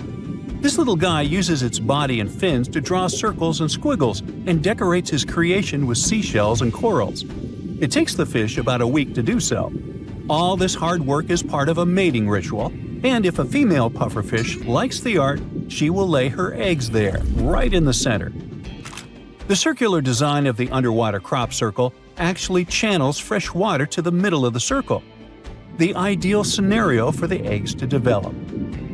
And guess what? After she lays the eggs, the female pufferfish leaves, and it's the male that tends the eggs. But just in case fishes are not your thing, we can also offer you a cargo of rubber duckies, turtles, beavers, and frogs, 28,000 of them to be exact. These bath toys were traveling from China to the US, but much like our friend Garfield, were caught in a storm in 1992. From the North Pacific, our friendly duckies and beavers made their way to the UK by 2007. But some were bolder and traveled to Australia, Indonesia, Chile, Hawaii, and even Alaska. Now, have you ever seen a strange thing washed up by the beach? Let us know in the comments. Bye. You have about $130 million. What would you do with it? Fly into space or buy an island? There are many ways you can spend this much money, but one anonymous investor used it to build an extravagant underwater city.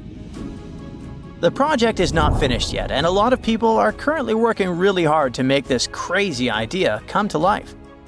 If all goes well, in the near future, living under the sea may become a reality. In the past century, there was a limestone quarry near the Welsh border in England. In the 1990s, it became flooded and turned into a lake 260 feet deep. Now, there's a large construction project going on around it. Trucks transport materials and people in overalls construct huge modules that look like giant futuristic submarines. These modules are called sentinels, and they will become the buildings of a small underwater city. Builders and engineers create durable stainless steel materials that allow these houses to withstand a depth of up to 650 feet. This is the upper limit of the twilight zone, where very little sunlight penetrates. Large squid and other creatures live in this zone. Imagine waking up in an underwater hotel room and seeing a giant squid staring at you from the dark. Or even worse, you see a huge eye watching you as you wake up. This could happen if sentinels were successfully installed in the depths of the ocean. Meanwhile, let's return to our project on a small lake. The project is called Deep. Its goal is to make life underwater as comfortable as possible. Inside living modules, builders install bedrooms, kitchens, bathrooms, and observation windows. People will access them using small submarines. However, it's not as simple as calling a taxi. To live underwater, you need to train under the guidance of experienced instructors to test yourself in underwater life simulators. The cost of living there will likely be expensive, but it's worth it. At least you will be well fed. A chef will develop a special menu, and all food will be stored in vacuum-sealed bags to preserve its flavor and nutrients. It all sounds great, but there's a question.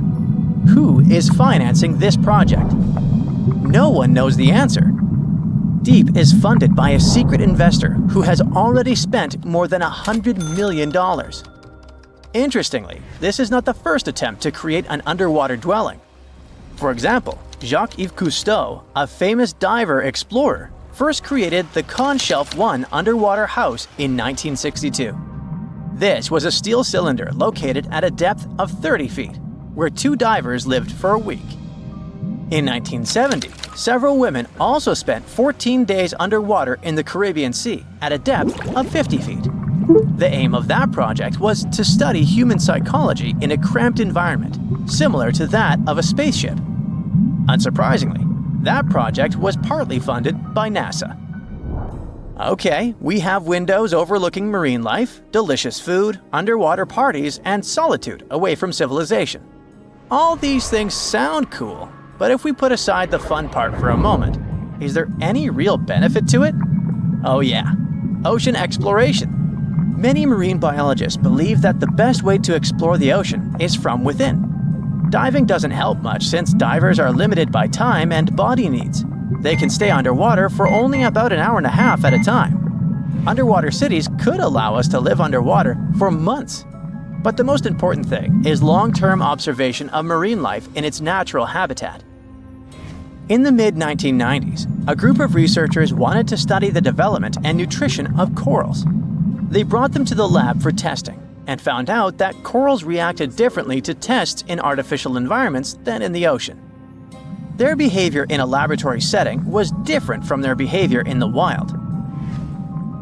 Underwater cities could also provide work for archaeologists who study the remains of ships that have sunk throughout history. Plus, such cities could help protect us from future disasters.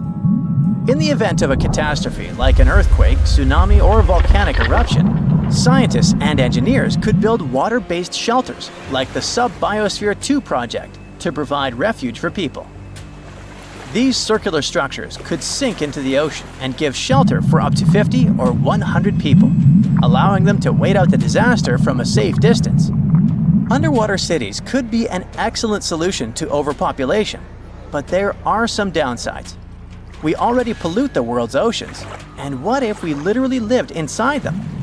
It's one thing to use labs to study marine life, but it's another to build hotels for vacationers. One such hotel, called the Water Discus, is a building at a depth of no more than 32 feet. It will have 21 rooms and a restaurant with coral reef views. While the conditions seem comfortable, some experts worry that staying there for long periods could be harmful because of the lack of sunlight. Nevertheless, it would be interesting to stay there for a week and see how it feels. The most challenging aspect of creating such laboratories, hotels, and bunkers is ensuring a reliable life support and safety system. It's crucial that the air, humidity, and temperature be as comfortable as possible for people to live in these structures. However, this requires a significant amount of energy. Currently, all modern underwater buildings rely on external sources of energy located on the surface. But scientists plan to make future underwater projects fully autonomous, using kinetic energy from waves and powerful solar panels to generate power. It's also important to create the right structure for these buildings. Rather than covering an underwater city with a giant bubble, it's more efficient to create several large housing modules. Each module should consist of steel, glass, and special cement. Also, the depth shouldn't exceed 1,000 feet, since a deeper location would require thicker walls because of high water pressure. To load and move these residential modules safely, engineers can use ballast tanks. These are large containers filled with water, which are used to pull the modules down deep into the ocean. Once in place, engineers can release the water from the tanks and fill them with air, causing the house to float back to the surface. And what about fresh air? Fish extract oxygen from the water using their gills, but this method is obviously not suitable for humans. Therefore, we need to deliver air from the surface. It can be piped into the city and mixed with a special substance called sodasorb, which reacts with carbon dioxide and removes it. It would be great if we could generate oxygen inside our underwater cities rather than relying on other sources. This would require farms and plants that can produce oxygen through photosynthesis. But instead of sunlight, these plants would use artificial light. If we talk about complete autonomy, people could get food from the water at any moment, put on scuba gear, a mask, and an oxygen tank, and leave the hotel through an airlock. Use harpoons and fishing nets to catch dinner. Remember to check your oxygen reserves and don't swim for too long. Frying fish in a pan won't work because of strong odors. In an underwater dwelling, air is static like in an airplane cabin, so odors become stronger. Maybe in the future, engineers will create a dedicated cooking area, but for now, you'll have to rely on canned and dehydrated food. If you get bored, go for an underwater walk. Instead of carrying oxygen tanks, use hollow tubes connecting your mask to an air source inside your home. But don't forget that you can't go too far because the length of the tube is limited. Air, food, safe construction. What else? Drinking water.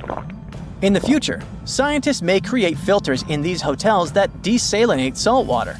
This water can be extracted from the condensation inside the hotel, as well as from human secretions. Don't be surprised. Astronauts, for example, have been using special technology to filter their liquids and turn them into drinking water for a long time. Scientists have finally solved the Loch Ness Monster mystery. Here's the spoiler, you ready? It's not a real monster. It's probably a dinosaur that survived through the ages, or just a bunch of debris floating on the water. Thanks to many findings on the Loch Ness creature, we have proof of another story to tell you.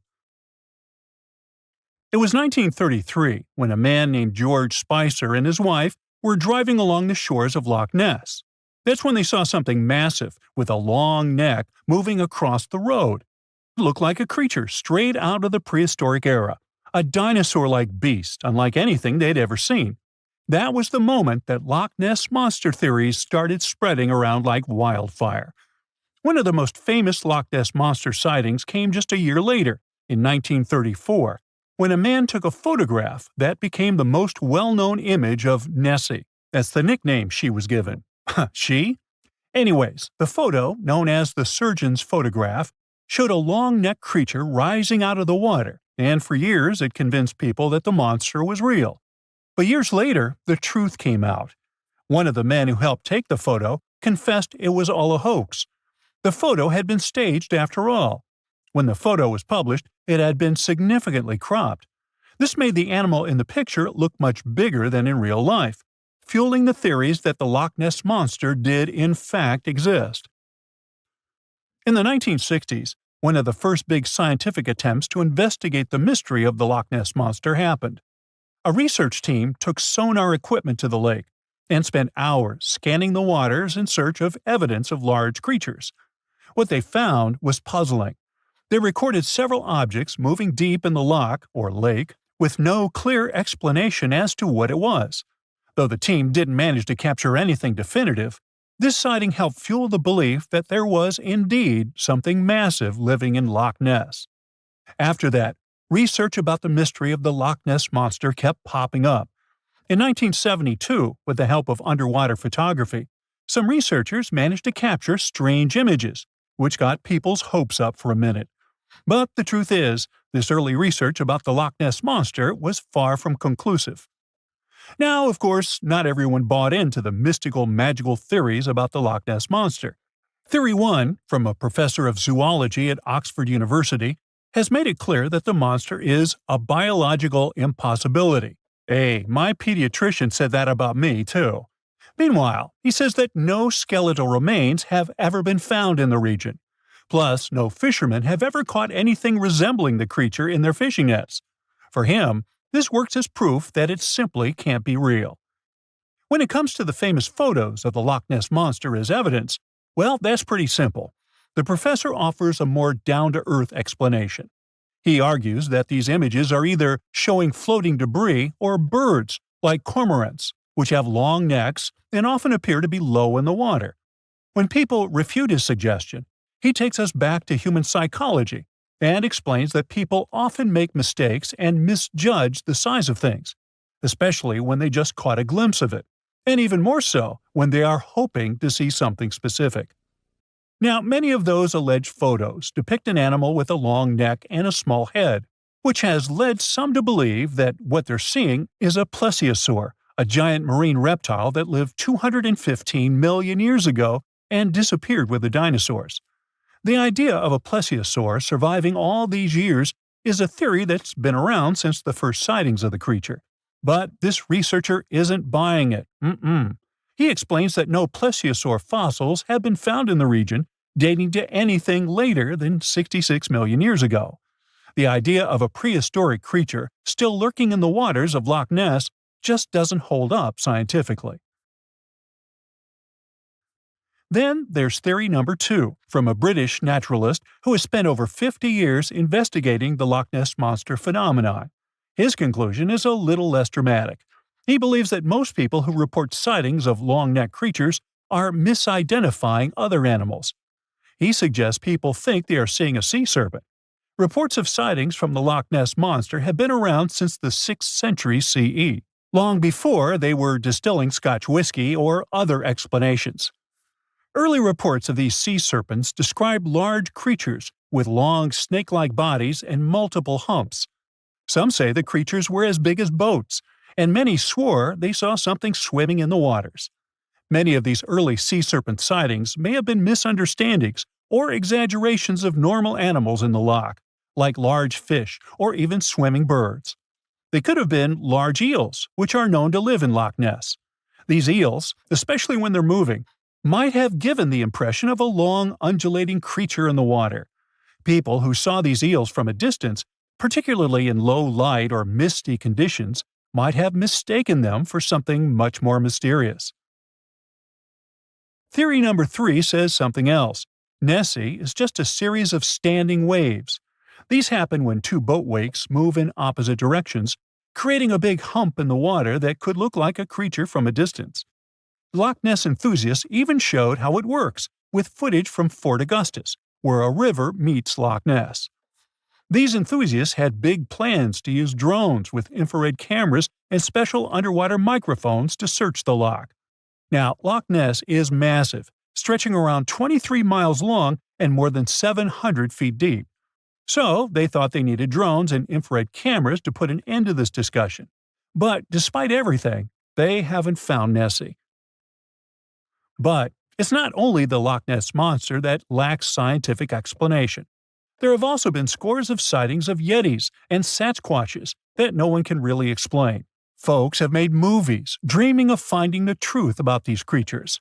But, according to recent research and evidence, it looks unlikely that we'll ever find definitive evidence of their existence. Science says they can explain Sasquatch sightings, and this is how. Biologists who study wildlife using camera traps, which are set up in remote areas to capture images of passing animals, have long attempted to find elusive species. These cameras detect movement and snap pictures, providing invaluable data on the biodiversity of different ecosystems. As camera traps collect more photos over time, the number of species recorded grows. However, after a while, the number plateaus, suggesting that no new species are being detected. While it's impossible to claim 100% certainty, researchers say that after significant camera deployment, it's safe to say the likelihood of discovering new species, especially large ones like Bigfoot or the Yeti, drops significantly. Camera trap studies have been running for years in regions where these creatures are rumored to live, but so far, no conclusive evidence has surfaced. Instead, the supposed proof of Bigfoot or the Yeti often comes from blurry photos or shaky videos taken by individuals who claim to have encountered them. The scientific understanding of biology also makes the existence of Bigfoot highly unlikely. Often described as a great ape, Bigfoot would have had to evolve in North America. However, great apes evolved in Africa, and the only great ape to make it to the Americas is Homo sapiens, whose ancestors crossed the Bering Strait only about 16,000 years ago. This is far too short a time for a new species like Bigfoot to have evolved. While it may be disappointing for these mysterious creature enthusiasts, the scientific evidence points firmly toward the conclusion that creatures like Bigfoot and the Yeti are more fantasy than reality. After decades of extensive scientific research, it's safe to say that yes, science has solved the mystery of the Loch Ness Monster, and it's pure fiction. So, what do you think? Well, here you are. You're getting into your submarine, feeling a bit anxious. You're going to descend hundreds of feet underwater to explore the ocean floor. So many things can go wrong. Technical issues, insane water pressure, dangerous marine monsters, mysterious eerie sounds. Wait, what? Eerie sounds so deep underwater? Yep, a strange humming noise is coming from the ocean depths. What makes it even creepier is that it only appears during dusk and dawn. This noise might act as a dinner bell, since it's likely to have a connection to massive groups of sea creatures moving up and down through the water to feed. But so far, it's just a theory. Using highly sensitive underwater microphones, researchers recorded a mysterious low-frequency hum at depths of 660 to 3,300 feet. The sound wasn't very loud, just 3 to 6 decibels above the usual ocean background noise. For comparison, when someone is whispering in a quiet library, the sound reaches 30 decibels.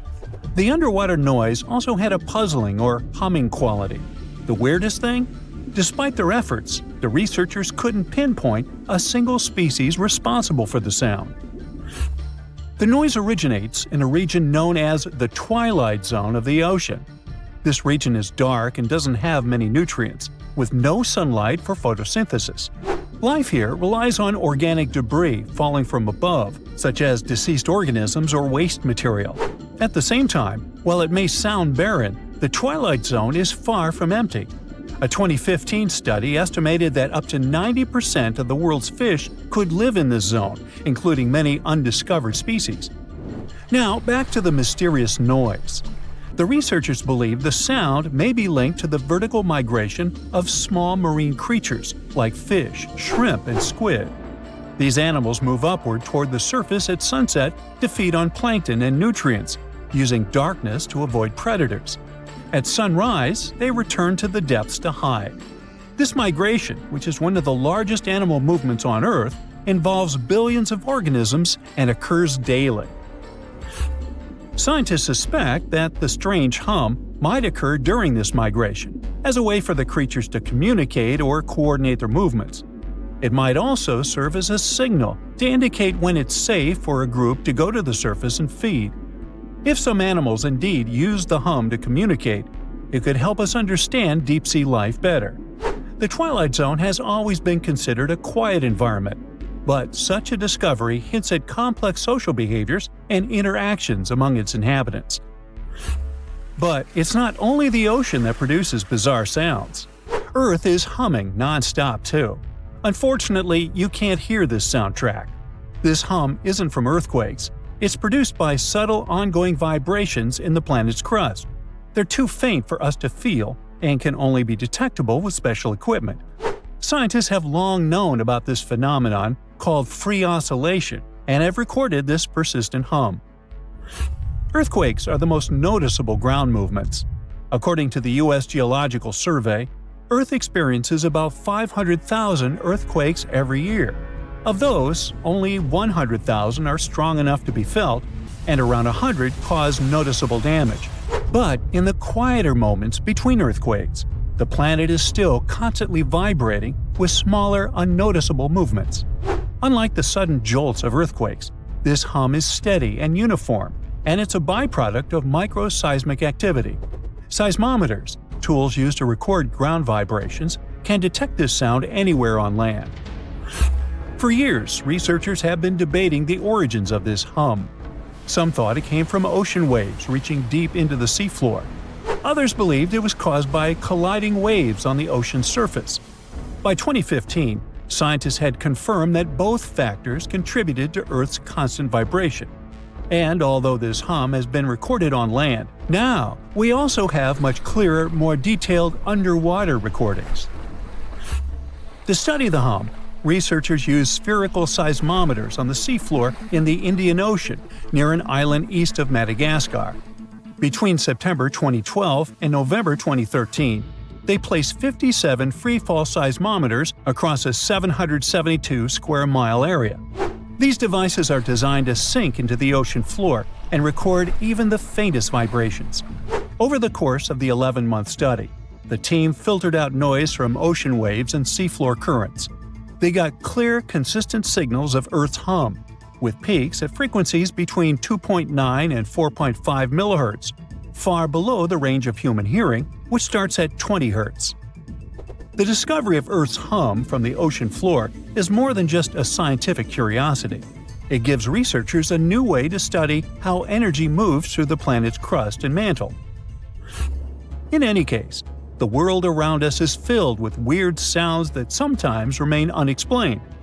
One of the most intriguing examples is the bloop, an incredibly loud underwater sound recorded in 1997 by the U.S. National Oceanic and Atmospheric Administration. The sound lasted about a minute and began as a low rumble, which then increased in frequency. It was so loud that underwater microphones detected it across an astonishing 3,000 miles. Initially, some experts thought it was the call of a massive unknown sea creature. However, NOAA later determined that the source likely had been the calving of icebergs, when giant pieces of Antarctic glaciers had been breaking off and crashing into the sea. The sound, known as Julia, a strange cooing noise, could have been produced by an iceberg scraping along the ocean floor. Another sound, dubbed train, due to its resemblance to the sound of train wheels on a track, likely originated in Antarctica's Ross Sea. Then there is upsweep, a recurring seasonal scratchy noise detected in the Pacific Ocean since 1991. Despite years of research, its exact cause remains unclear. The underwater world also has bizarre sounds that can be described as choirs of fish. Scientists studying marine life off the coast of Port Hedland in Western Australia discovered that many fish species sing in synchronized choruses at dawn and dusk, much like birds. Over 18 months, researchers recorded tons of sounds, including foghorn-like calls from black jewelfish and rhythmic ba-ba-ba sounds from batfish. These fish songs, which often involve repetitive calls that overlap in large groups, are especially important for breeding, feeding, and territorial behavior. Deeper in the ocean, NOAA researchers also explored the sounds of the Challenger Deep, the deepest part of the Mariana Trench. They used a titanium-encased microphone that managed to survive the crushing pressure, over 1,000 times the atmospheric pressure at sea level. Over 23 days, the recorder captured loads of noises, from the haunting songs of whales to the rumble of distant earthquakes. Now, we've already figured out that the ocean is filled with strange sounds, but you can also hear weird noises above ground. One of the most puzzling is the hum, a low-pitched noise reported by people in specific areas, such as Taos, New Mexico, or Bristol, England. The sound is often described as a faint engine-like drone, and its source remains a mystery. Some researchers think it might be a psychological phenomenon, where people focus on subtle background sounds they might otherwise ignore. In any case, no definitive answer has been found yet. Geological formations can sing too. Utah's Rainbow Bridge, a massive 300-foot-high sandstone arch, vibrates like a guitar string when exposed to sounds, distant earthquakes, or waves near Lake Powell. Scientists have studied its frequencies to understand how such vibrations could affect the bridge's stability over time. Interestingly, visitors to the Rainbow Bridge have reported hearing faint humming sounds too. The skies also have their own eerie noises. For centuries, people in polar regions have described faint sizzling, popping, and cracking sounds, accompanying auroras. A Finnish researcher made the first known recordings of these sounds and traced their origin to electrical discharges in the lower atmosphere, about 230 feet above the ground. These charges, caused by magnetic storms fueling auroras, produce faint sounds during calm and clear nights. Other natural phenomena, such as icebergs grinding against the seafloor or volcanic activity on the ocean floor, produce groans, rumbles, and crackling sounds that scientists study to learn about glacial movements and underwater geological activity. I myself produce many unusual sounds and rumbles, but that's a subject for another video or my next annual review.